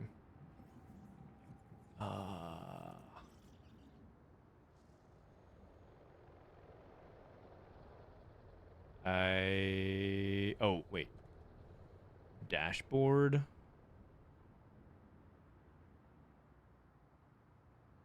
Oh, I got one. Thank you for the $1 tip. Good morning. Hope you are doing well. Good luck on the games today. Appreciate the content you and Soju produce in my free time when I'm not working at the gym with my lady. All I do is watch you. Oh, thank you, King. I think it's because yeah, it sounds bad, but I think there's like a minimum trigger, and I think you were just under that. I think it's like $2 or $3. So that's why I didn't trigger a notification, but thank you, man. Not trying to ego you. Hello. Hi. They're remaking lobby. Hi. All right, guys, we're getting ready to go into the next lobby. Oh. How you doing? Come on. Guess what? I have good news. A3 Soju just went online, man. So, his favorite Soju's his favorite streamer because he thinks he's funny. He speaks at a level that he understands. Is your baby playing TFT? Always. That's right. He looks just like you. Great. Oh, sorry, let me put down this countdown. Hey.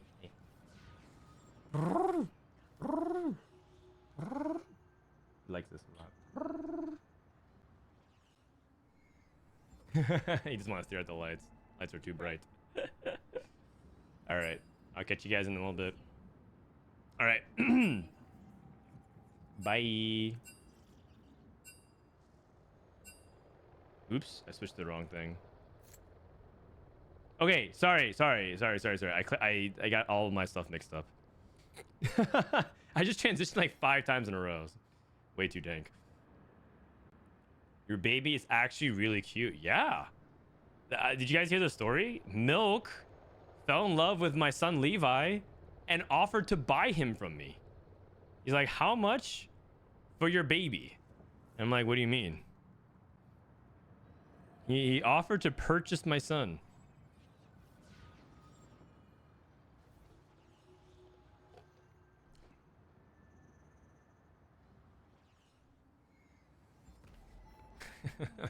I mean, they bonded a lot. Twitter.com/@milktft. They bonded a lot. Like, just check this out, man. They were vibing. They were vibing at Macau. He touched his chin. Milk held him so. Look at him. Gentle pause. That's like that's the #1 rule around Levi. Gentle pause. And he was riz. My son's got riz. Look at this. He's the TFT Rizzler. They look like besties. I know. He's on a list. I mean, I think I would like to think he was joking, but yeah. Courtesy of Frodan for the rent a baby. Rent a baby. They have the same grasp of the English language. At Frodan, I wouldn't trust Milk with my baby if I were you, XD, but he does look good though. I mean, Milk or the baby. Yes, thank you. I've always wanted to imagine Milk being a dad, so this means a lot. Ridiculous. Okay. All right, guys. This is the last game of the day for EU, so they need a couple minutes. Maybe he wants to be a godparent. I mean, he did just pass his driver's license. You guys see? Milk passed his driver's license right before his learning permit was about to expire. That's not bad. I just like that. I'm proud of him, man. I'm proud of him. Anyone start? Looks like we can watch some people's POVs while they get ready here. Let's pull up our boy KP. Pull up our boy KP.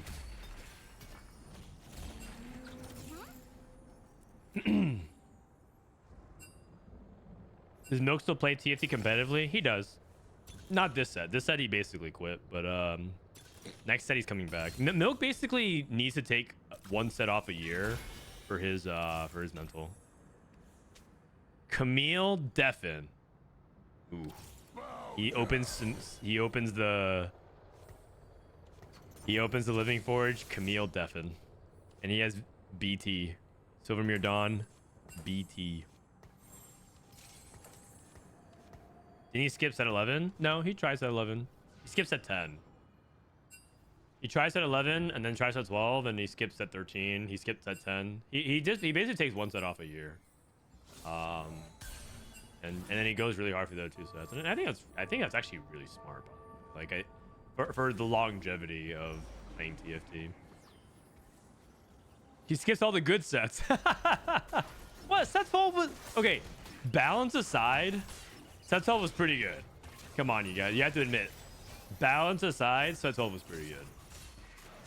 I mean, that's a pretty big part of the set,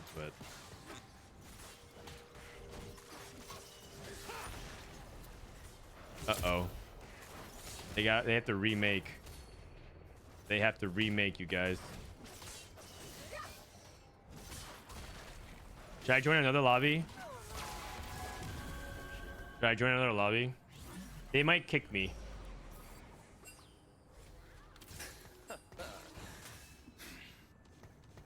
I will just join another lobby. I'm gonna join a lobby. Maybe it's me, you know, you guys. Maybe it's me. I don't want to be holding up EU. It's like that's just not what I'm trying to do here. No stay. Well, they can't go anyway, so if they remake, I'm just gonna leave.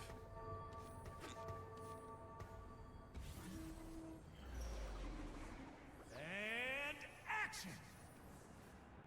Alright, actually let me do this off.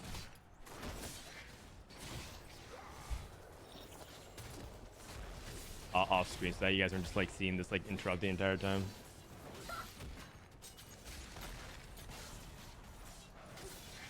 I'll stay if I can, but like if they can't remake, then or they have to remake, I'll rejoin. But I don't want to be the reason they're held up because that's like very. I'm just an NA observer. I don't want to be selfish and like stall them because sometimes the reason why you can't start is the observers.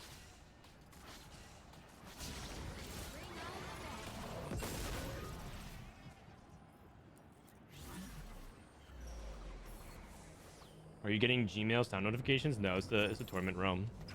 It's just tourney realm.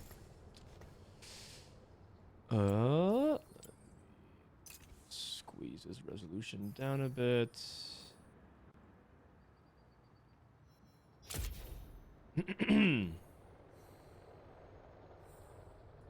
Both Casey Double and Wet Jungle are on the line to make day 2.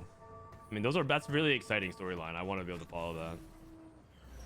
Oh, they started. It does look like I was the problem, you guys. It does look like I was the problem. I left and then they were able to go. So Sag. It was me. Yeah, it was me. Sorry. I don't know. I don't want to be holding these guys up though. I don't want to be holding these guys up. It would be okay. You know, let me just relog.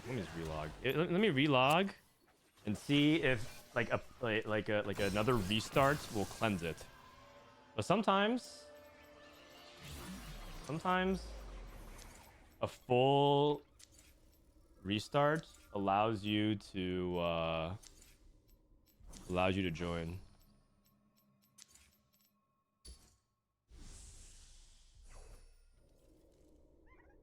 Oh wait. Am I on the main channel this weekend? I wasn't informed about that. Wait a second. Are they trying to stream my POV to the main Teamfight Tactics channel? Hold on 1 second. Okay, give me a minute here, guys. Apparently I'm supposed to stream to the main Teamfight Tactics channel for the co-stream this weekend. And if that's the case, I did not plan around that. And I might have to not go.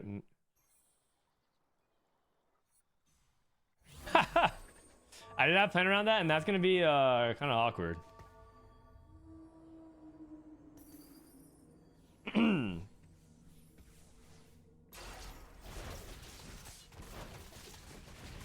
Okay. I'm relogging into Tournament Realm, and let's see if that ends up helping.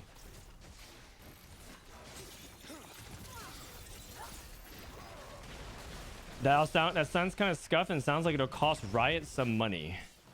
Yeah, I mean, I don't charge Riot to do that. It's more like I stream to my channel and the main team fight. It's like a literal co-stream. They're streaming to 2 different things at the same time. But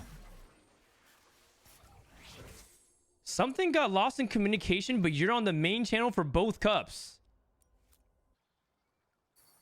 Oh. Okay. Oh, okay.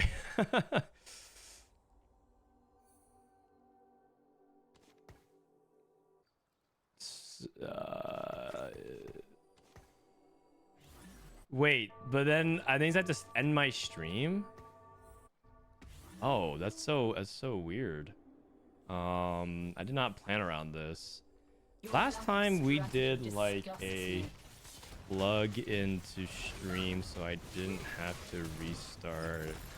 Is that something we can still do? I would prefer that because restarting stream, it loses a lot of people. Since what ends up happening is a lot of people are idle, and then they just leave and it doesn't like refresh them automatically. I think so. I have to do like a plug in thing. Okay, I'll figure that out in a little bit.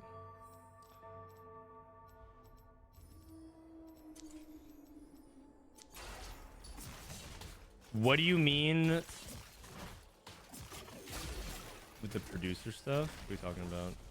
Oh yeah, I have to basically be on the main broadcast. So I have to be on the main channel for Teamfight Tactics, and they're gonna basically stream my POV to the main channel as well.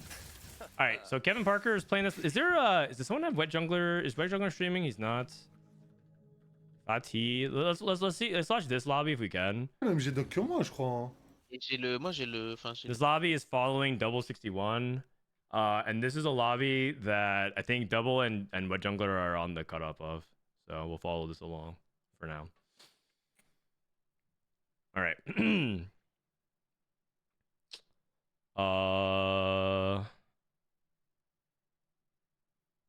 Canvas 56833, Double61 57423. So what's 57423? How many points is that?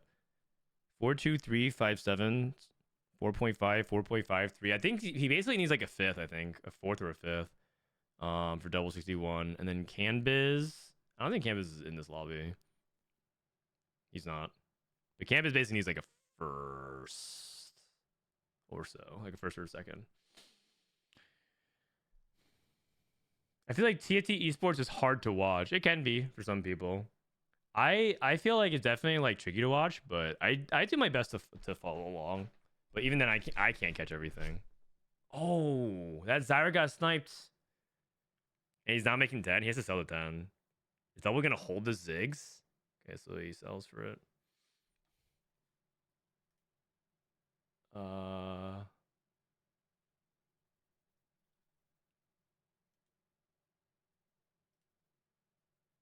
Source copy.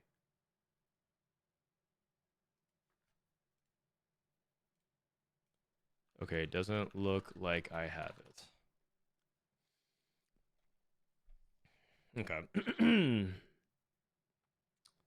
I might have to restart my stream, guys, to do this for the main channel. All right, what do we got here? I'm gonna listen to these guys yap a little bit. I like having a little bit of energy behind it because we can't hear the game sounds, right?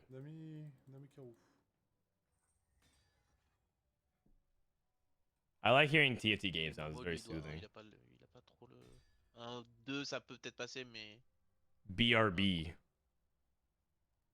So BRB is BRB is an augment that I think people don't take very often, mainly because you're not really taking a lot of econ and you kind of like lose streak a lot. And you can't hold pairs, so it's going to be really awkward to actually improve your board. And if you don't hold pairs, that means you kind of have to like figure out how to roll down and actually upgrade your board, which means that you're kind of further behind on econ. So BRB actually is kind of tricky to play, which is why it's a gold augment that I don't think a lot of people favor.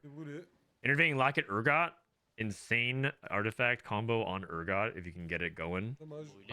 Usually you go like double Sterix, Intervening Locket. So we got an Urgot player. Looks like we have a Twitch player. Il va peut-être jouer la comp. La Zira Lux. Ah ouais? Your commentary is the reason I'm so into TFT. Oh shit. W Glaze. Thank you, man. All the paid chatters coming out in full force. I appreciate it, guys. BRB is annoying because if you don't sell your bench before the pop-up appears, you miss out on a ton of econ. It should really sell you before locking it in. Yeah. I mean, I think BRB could use a little bit of gold, actually. I think if BRB just gave you like 2-3 gold, maybe that's probably where it could make it feel like a lot better. Because yeah, you're kind of behind economically, and like I said, it's kind of hard to turn around your loose streak without rolling, which puts you further behind on economically if you miss. Very all or nothing. BT Edge of Night onto the Camille. Is Wet Jungler gonna play Ambushers from here? He's holding Smeech. Oh my god, Zyra won. I mean, it's 3 items Zyra won. If anything, this is a really good example of why if I found a Heimer, that's pretty good. But this is a good example of why you need to be slamming a full item if you have an item augment. Like if you take Spear's Will and you take Crown's Will or whatever, and you take all these this is Mace's Will. If you take all these item augments and you don't slam an item, He's like, why'd you take it? But now he slammed it here, and he's able to get Tu vas pas jouer sorcier, du coup.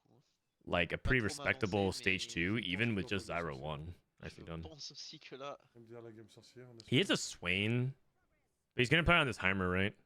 on espère juste avoir une. Samouraï Swains Lord, can be his Samouraï next Lord. unit in, like a Conqueror plus Sorcerer. Maybe get a couple of Econ there. He has red buff. On a Renan He's Fatigue lacking Renan defensive épée. items. This is actually Oh la Léona. Oh là là là. actually a little bit tricky La statique, mais- because he doesn't actually have like the best holder red buff right now. It's probably just like Oh là là Ezreal là because là. Ezreal hits in a 1 hex radius. Signet 2, là? Attends, c'est And then quoi do you le- slam like sorcier Stoneplate or do you Statique. reforge Oh, anything ouais, here? statique, VT. Si, c'est le même. Like Stoneplate's also awkward with Sentinels because you don't really have like a centralized tank. It's more of like everybody is tanky. On est d'accord, il y a des tables d'académie. Ouais, hein. c'est des tables. Oh yeah, c'est des tables. Parce que Shiv. moi, quand Okay. j'avais dit au début, ça m'a pris pour un fou. J'ai dit, mais Ah, Yeah, mais so moi, je much croyais aussi offense que and c'était no random, defensive mais items. c'est ils ont toi. confirmé qu'il y C'est avait toi, des- sale bâtard. Tu m'as dit. Ouais, Moi il y a- j'avais dit que. Moi j'avais dit What que if c'était BRB random, activated the turn je croyais, after mais taking the genre, augment? l'examen m'a confirmé, Flavor wise, it doesn't make much sense. You have to rename the augment because the whole point of BRB is that it's kind of like AFK, the silver augment, that like lets you just skip your first couple turns and you get some gold. Enverel. Double spot is really good. This by all means looks like he's on track for a top 4, and he just needs a top 4 to go through. Ouais, So que là, on a un bon plus un académie et tout là qui peut venir. Il est bien. Plus un académie. Dommage. On roll. I would heavily consider taking Titanic Titan here. En vrai. Oh, Mana Flow. Oh. Oh, Oh, Young, Wild, and Free? That's interesting as well because that lets him get a Jace on stage 4. Corrosion, c'est bon aussi. Okay. Man. En vrai, les 3 étaient bien. It was like decent to good to like kind of great. Young, Wild, and Free is really, really powerful. 4 sentinelles ou 4 académies. And also he can take like Lelouuch next carousel as well. It's not like he doesn't have anything on stage 3. Lelouuch or Heimer pair. And then that just makes his roll down really efficient. And then he's just, I mean, he's going to have to play around AP Sentinels, which is a little bit weird because Il y a quoi comme compo qui est avec des AP Sentinel, I think AD Sentinels is just much more reliable, but I mean, AP Sentinel is not the worst thing in the world. Ou Twitch à la limite, tu peux aussi mettre le Runan sur Twitch même sans le. Okay, hold on one second, guys. I'm going to turn up the French casters. I have to look at something real quick for OBS. Vraiment bien quoi. Il y a vraiment c'est que. Give me a Twitch sec. et Ezreal. Le reste c'est pas. Twitch et quoi, t'as dit? Okay. Twitch et Ezreal. Genre les autres persos. Et Corki, je crois qu'il le porte vraiment bien aussi. Hein. Corki le porte, mais en Are you fait le connected problème like c'est. this? Corki c'est plus un caster. Oh. Ouais, mais je crois qu'il y a une interaction bizarre avec. Non, mais peut-être qu'il le proc sur le cast, tu vois, parce mais que- en soi. Attends, je vais regarder, mais. Je crois que Corki, dans les stats, genre Runan. Après, bon. c'est Okay. peut-être le proc. Apologies. I'm DMing the broadcast producer. Genre, je sais plus, j'en parlais avec qui. C'était peut-être avant Macao ou après, je sais plus. Et en fait, c'est que Corki, c'est bizarre, mais. Corki 2 en GM+. Le Runan, il est. Does Mana Flow help Heimer cast with one less auto? I don't know the math behind it, but it because you play Visionaries, so I don't know the math off the top of my head. But I think it like just I mean it's just good for Heimer. You don't even have to necessarily count by the number of autos, but unless you're trying to like decide what's better between X and Y. But the reality is he has Shojin, Ouais, c'est ça. and Shojin's not optimal, so Mana Flow helps that. In your Ça, c'est pour ça, server, moi, is je it dis, auto recommend or specific? En fait, genre, je suis. Tu sais, naturellement, It tu te dis, bah, c'est is- bizarre, tu vois, mais. Ça se trouve, il y a la même interaction qu'avec Ezreal, hein. Ça se trouve. Bon, après, ça proc pas. Non, ça Specific. proc pas, ce serait bizarre, mais. Ça va proc sur son spell. Bon. Alors, pas te Il a mentir. énormément- What is AP? You say AP after you're playing for 8. En GM+, That's c'est not true, littéralement man. 0 game de Trundle avec un Runan. You know that's not true. AP is not as preferred as AD, but it's not like you can't play Trundle AP. 3 avec Might as un well. Runan, il y a vraiment 0 game. T'inquiète, c'est fort, Rudan, Trundle, t'inquiète. Like AP lines are definitely weaker, but je peux pas implying that regarder AP is exactement unplayable avec, is just not true. Il s'est dit, il stack de l'AD, vas-y, t'inquiète, Rudan, c'est fort. Oh wait, he gets the Non, mais Lelouuch. c'était horrible, Oh, there you en go. soi, ça. I mean, that's why. I Sean mean, nous a that's dit en why 2012, it's good. That's why it's good. C'est bien d'avoir un Damn. Rudan, enfin, de l'AD, And now he has Rebel in du plus coup, belt. Là, Okay. là, j'ai des And persos, then, I mean, that means based off this current Trundle 3 et même trajectory, Trundle 4, next y a stage he's pas gonna hit une Jace seule- enfin, y a pas, and just une takes the seule game Jace. You can qui even ressort take avec, like the Ouais, LeBlanc off c'est les techs carousel de as Go well. Roster. Like you have a couple Après, hits. c'est des. Attends, en vrai, si. Ok, si. I've even seen people play Malzahar and Sentinels. I'm not as big of a believer in that because that means you kind of want to play 4 Sentinel for a Visionary. And I'm a less I don't believe that nearly as much. That was good at the very beginning of the set, but I've seen people try it. J'ai mal parlé. Mais en tout cas, oui, là dans les stats. If Double goes 8th in the spot, he can retire. He's not gonna go 8th actually. His spot is quite good. Yeah, I'd be extremely surprised if he went 8. His tempo is too good for stage 3. He's doing fine economically, level 730, so he's not behind. And he has like a really decent core to work off of. The only way it can go really south is if he drops bad frontline items. If he's stuck on one item frontline, he could be in pretty big trouble. But I think he should be fine. And that you just take an item augment or something to help make your frontline better on 4-2. Genre le delta en Gold Plus, le delta il est à moins 0,65 pour 1100 games. What determines if the player got day 1 or day 2? Titan, c'est The points that they have to advance. If you have enough, if you are in the top 64 in points, you advance. If you're in the bottom 64, you stay in day 1. Oh, is Camille's gonna wrap us? I guess he's okay with that. It's only Camille 1. Not even that scary. Ah oui, catégorie 5. Ah mais merde, je suis con, on peut même pas regarder avec les augments, c'est vrai. Wet Jungler already at level 7. I think Wet Jungler's playing Enforcers. He has like melee items, but he's level 7. He's not rerolling. He's level 7 early. I thought he was gonna play Smeech. Mord. Mord is surprisingly a little bit awkward to sometimes work into this comp, but can we play around that? Like maybe, like I mean, you could play level and play it. It's a conqueror. Like you would think that it's like, oh my god, I hit Mordekaiser. That has to be good, but he just has no items for him, and the items don't translate well. You don't really look for another unit that has Edge of Night, and you're not looking for like a Quicksilver user. So it's like it's a little bit awkward. He hit Ezreal too. Wow, the drops are pretty good. Yeah. Leona. I mean, it's looking pretty good. Ouais. Il a Roldan, il a touché MM2, il a OE2. Bah, en vrai, c'est pas mal. All right. Give me a sec, guys. I have to do something with. C'est juste ça le truc. Potentiellement là, Kezman va le tag, donc. My stream. Okay.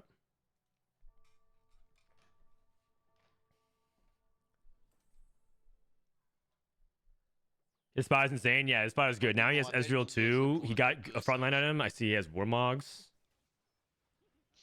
Wait, this person has Twitch too. This is Lelouuch. Lelouuch made it to. Is this Lelouuch German Lelouuch or is this Polish Lelouuch? I think this is.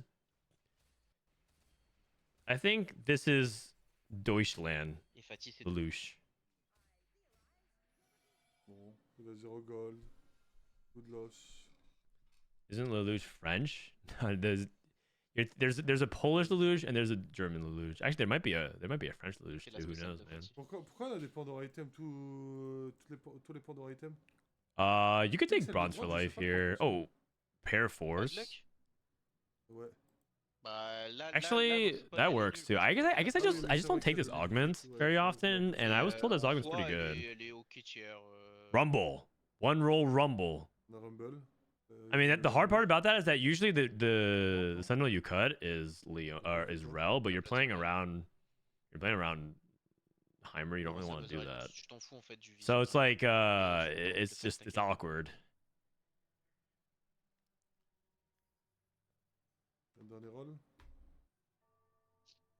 Isn't the name from an anime? True. I don't think anyone was named Lelouch before Code Geass. Just like when I say my son is Levi, everyone's like, "Oh my god, you named your son after an Attack on Titan character. That's cool." That is not what happened, guys. It just so happened that 2 people happened to have the name Levi in history. Attends, le triple Runan, du coup, c'est l'autre mec? Je sais pas. Je crois que moi, peut-être là. Okay, Lowy too. Il a eu de excellent, les amis. Ouais, il est bien la double. When you see the success of international TFT, do you get bummed out to think about how hard Hearthstone fell off? Not necessarily. I don't really. I'm like sad because I wish Hearthstone was still successful today. Ça c'est vraiment très bien quoi. It still is a successful game, but it's just not a successful competitive game anymore. And Double est très bien. I Momo, think faut it could chercher have Kezman been 22 si if vous voulez. it was managed better. Regardez Kezman aussi. So I Par like contre, there's c'est pas that un part casseur, about makes me c'est- c'est pour sad. ça It que feels Kezman, sad c'est- because it feels like a lot of il se things fait that I kiffer, mais invested voilà. into Pas- just like Écoute, it was c'est game, quoi. kind of just wasted C'est ça. because of like a lot of problems that happened at Blizzard. One of zero. But I don't like think too much about like Gagne le fight. the negative stuff. I'm like Ah, il y a grateful Sadek aussi qui se for répond. what did happen, and I c'est try sûr, not c'est to sûr. reflect on like the sad Un parts of double c'est stuff. cool là, hein, qu'il puisse save It's des just HP maintenant, it's parce just que, easy to bah, get comme on a dit, depressed il if you y do a that. pas Kezman, son stream a crash. Oh, there's a LeBlanc. Ok, c'est bon. Oh, you can take Heimer too. Never mind. He has Heimer too. Double, il fait top 5, c'est bon. Top 6, ça peut passer. That's how you like never get over breakups. That's how you like never get over like the first time you get rejected, whether it's like getting fired or whatever. Rejected at X application. And it's just like it makes it hard to move on if you just like focus too much on like what didn't happen. Like listen, life has a way of like of like tempting you into thinking about everything bad. Au moins, on se rit qu'il vient de passer 4ème de son lobby. Because it's just easy. It's so easy to feel sorry for yourself or for like il a what pris quoi, didn't Caro? like J'ai pas vu, il a the pris quoi, Caro, circumstance or whatever. Il a pris But that's no way to live. Okay, so he makes another guard breaker. 3 guard breakers with Academy. That's pretty good. Urgot with oh, this guy's going 8th? That's surprising. I guess he doesn't have anything much going on On va voir. besides the Urgot with the locket, but I'm surprised that he's not winning stage À un 4. moment, je sais pas si t'as- si I mean, t'avais I check, told you, I showed you guys as well at the euh, beginning of the stream, right? I think stocks, Urgot J'ai stocks vu, are j'ai kind of vu on its way sur down right Si, now. apparemment, c'est broken. Si, apparemment, c'est broken. He even has Banshees, Ouais, so mais it's je pense like que ça he devient kind of tricky has au moment où like tu vas avoir les- Unleash the Beast, sort of, because he's not comment able to get CC'd. les anomalies. I'm like really surprised. Genre, vraiment, tu mets ça avec un 1000 HP, je pense que le truc, Yeah, c'est- Urgot sucks. It's just le like code Unleash the est Beast. That's presque it, right? quoi. Ok. Ouais, j'avais vu sur Discord, mais j'ai pas eu une game. Enfin, genre, je jouais pas au jeu. Have any of you played the Bazaar? I did. I played part of Par the contre, je mets narrative Friends and bucket, Family Sterak, c'est, Alpha. Turbo broken. Oh my god! Il a pris quoi? Il a pris instant? He's just the goat. Like, what can I say, man? What can I say? It's just this guy. They just one roll, single rolls into the best anomaly for Heimer. Beast mode. I played it. I prefer to play it on mobile. If it comes out on mobile, I'll play a lot more of the Bazaar. That's where I play most of my roguelike deck builders. I play Slay Spire and Balatro on mobile mainly these days.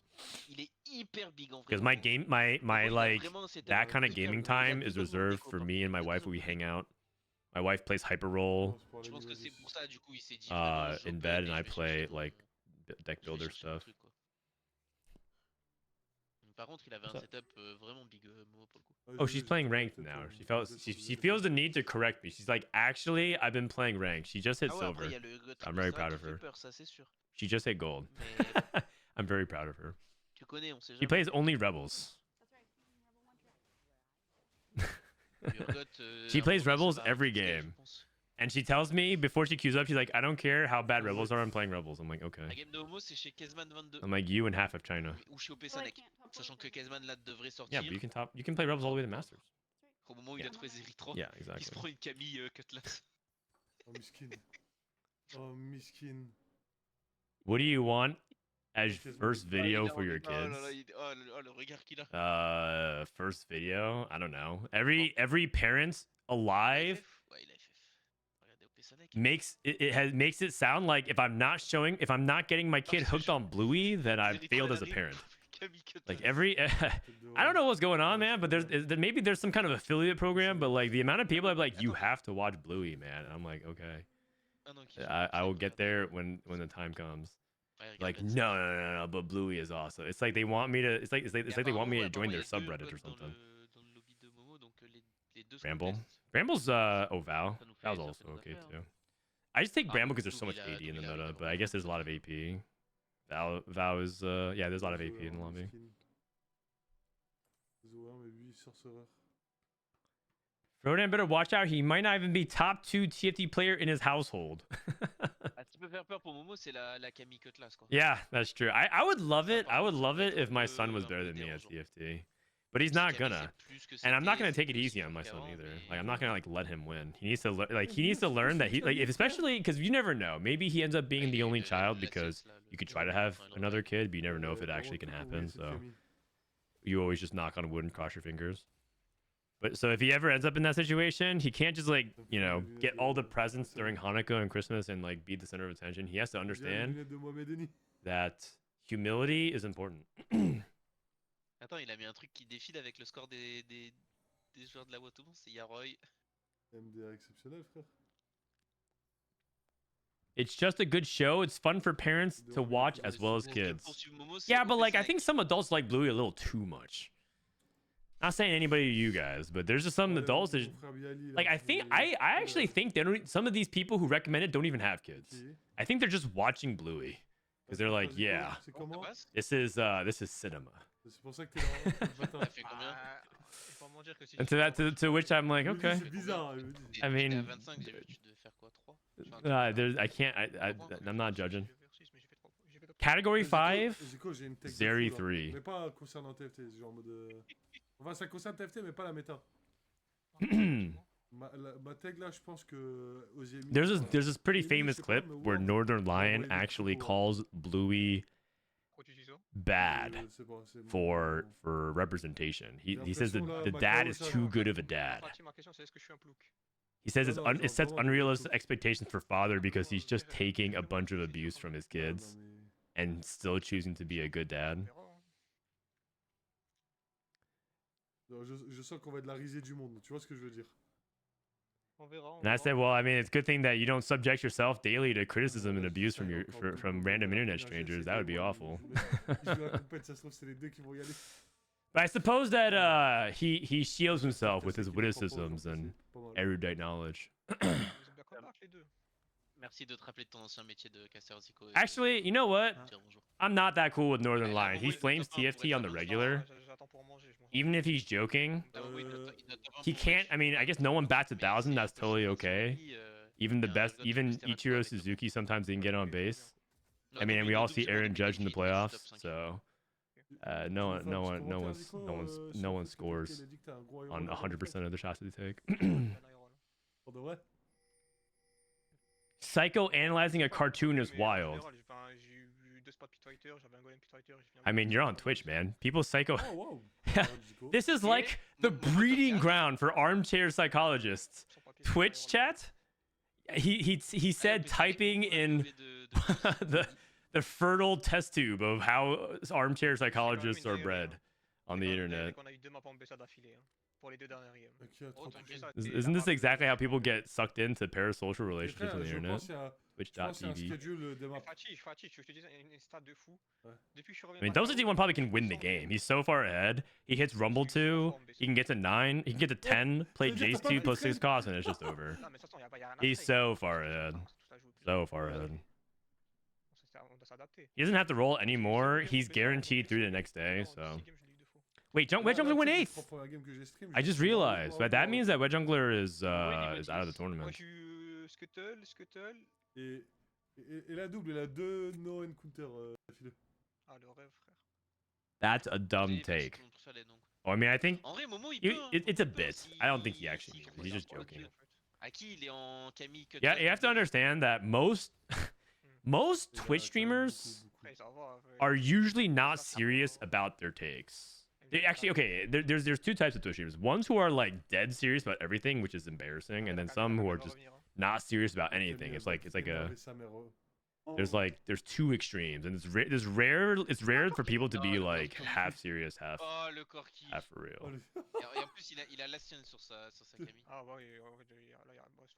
Like Soju, literally everything he says is just like not serious. Not even a little, except for when, like, even when he says he's going 8th, he's not even serious about it, even though he does go 8th. Like he's half the time Soju says he's going 8th, he actually doesn't think he's going 8th, and then he actually goes 8th, and that's when he flips out, right? That's why he psychs himself out.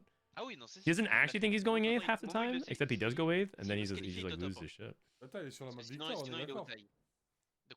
The Urgot is cats. Yeah, I think that Urgot actually finally hit his stride. I was surprised that it lost. You saw my reaction, right? I was like, is Urgot actually that weak? He didn't go 8th, but he's at 1 HP. So maybe he can make a comeback here. Ouais, on a, Fatih, j'ai envie de te dire, on a un joueur pro qui est Day 2 de GSC, il n'est pas capable de nous confirmer à 100%. Mais moi je te dis, je suis sûr à 100% que Zoe Rebels. Ok, double est officiellement qualifié, les amis. Rebels. GG's. On veut qu'on regarde la fin de double ou... Attends. Il est terrifiant, lui. All right, so Double's still a little bit poor, but I don't know if he can resend. If he resends at 9, he's basically looking for Rumble 2. It's really impractical for him to Jace 2. If he, I mean, the soonest he can get to 10 though is probably 6'3", which is like, which is okay. And then he doesn't. I mean, when I say it's okay, it's like he can get to 10, and he'll still have 1 life guaranteed. But Tu l'as dit là ou pas la Jinx? Tellement de design.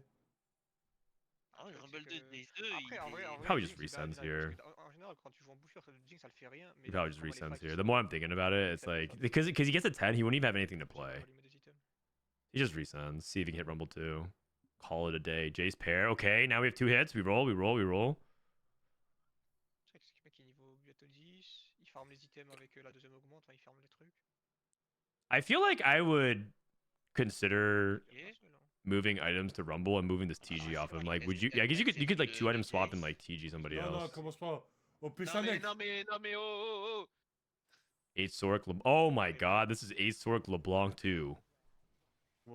Yikes. Okay, good news is that LeBlanc is not near our carry, so when she casts. Okay, well, I mean, the bad news is this is a Sork board that everyone freaks out about. Everyone's like, oh my God, Sork's so good. When you can get to this board state where you have LeBlanc 2, front line that's upgraded, and you have items on all your Sorks, it's really, really good. But like, getting there is the hard part. Mel, I mean, you could drop Sentinel, like a Sentinel here. You could drop Loris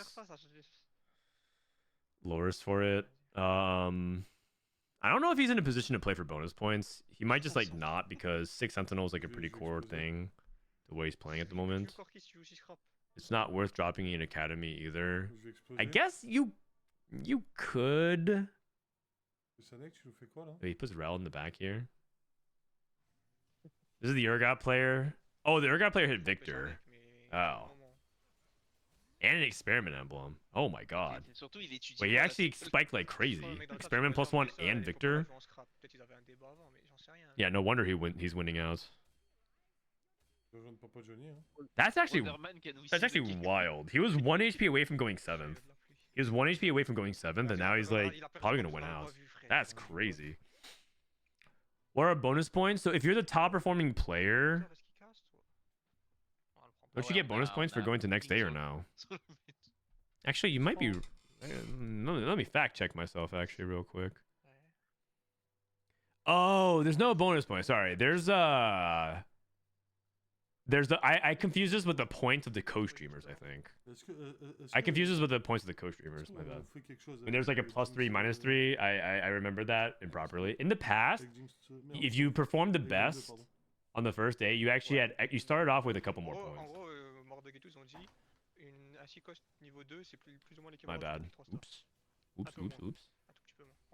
But they did away with that because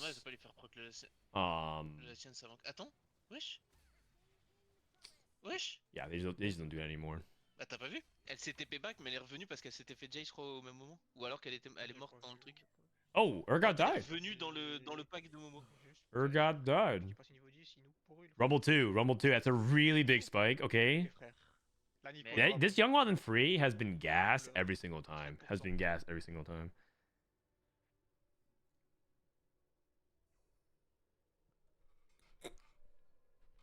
Le chat veut voir la game, Fatih. Whoever high rolls day 1 gets an advantage on day 2. I mean, that's like one way to frame it. Another is that you're rewarding people for playing for like throughout the weekend, because if they do well on day 1, then they low roll 2 really important games on day 2. But let's say they go 1-2, 1-1, 2-1. because they played really well. Ouais, Jace And 2 then aussi day avec number un 2, they doublé go like d'avancée. 4, Non, 4, c'est l'autre, 8, putain, frère, 2, j'ai trop 3, préféré. Vous avez vu, Ouais, et j'ai on a vu, eu 6, and they duel. missed by like 1 point. Jace 2. That feels bad because holistically they played, they had a much better weekend. ça. On aurait pu faire, But Jace you know 2. what I mean? Like it feels like less that you have to high roll like Il va revendre every les- il va revendre single les Jinx à la dernière minute, every il va single revendre les day. GG, hein. But now Il fait instead une it's contre en just a plus. tiebreaker.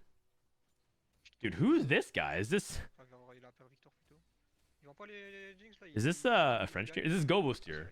Nope. Ah, il a Jinx 2. Oh, never mind. This is someone else. Terminé, hein. Et en fait, la Camille, il la bouge pas et. Double61 should win the. He should win the lobby now. He has Rumble 2. He got to 9. I mean, he doesn't have Jace 2 though. Camille was Spectral. Oh, le Corki qui vient de se mettre en plein milieu de. Il est temps, allé en ça. plein milieu de la map Spectral pendant Camille. le casse de Jinx quoi. Bon. C'est mal de rien. 27. Bonne Ah, mais on chance. m'a dit il a que 3 top 4. Ouais. Ah, ça passe pas.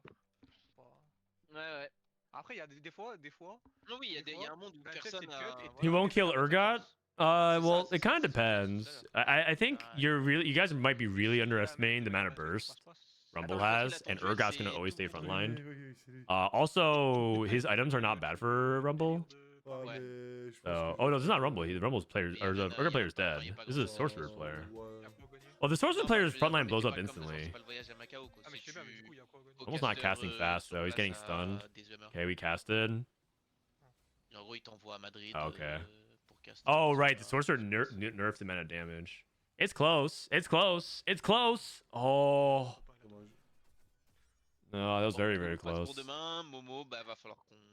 It was so winnable. It was so Regarde. winnable. Oh, well, whatever. GG's. Là, GG's. c'est bon, il n'y a plus de TFT. Hein. On est d'accord, c'est la dernière game là. Oh, wow. I've been sitting. D'ailleurs, c'est You guys, I've been Yoshi, sitting c'est pas waiting to get into possible. spectator from the spectator for the entire time. Let me Yaroy, 38 points, let me 37 exit points la out. tête. Alors, classement.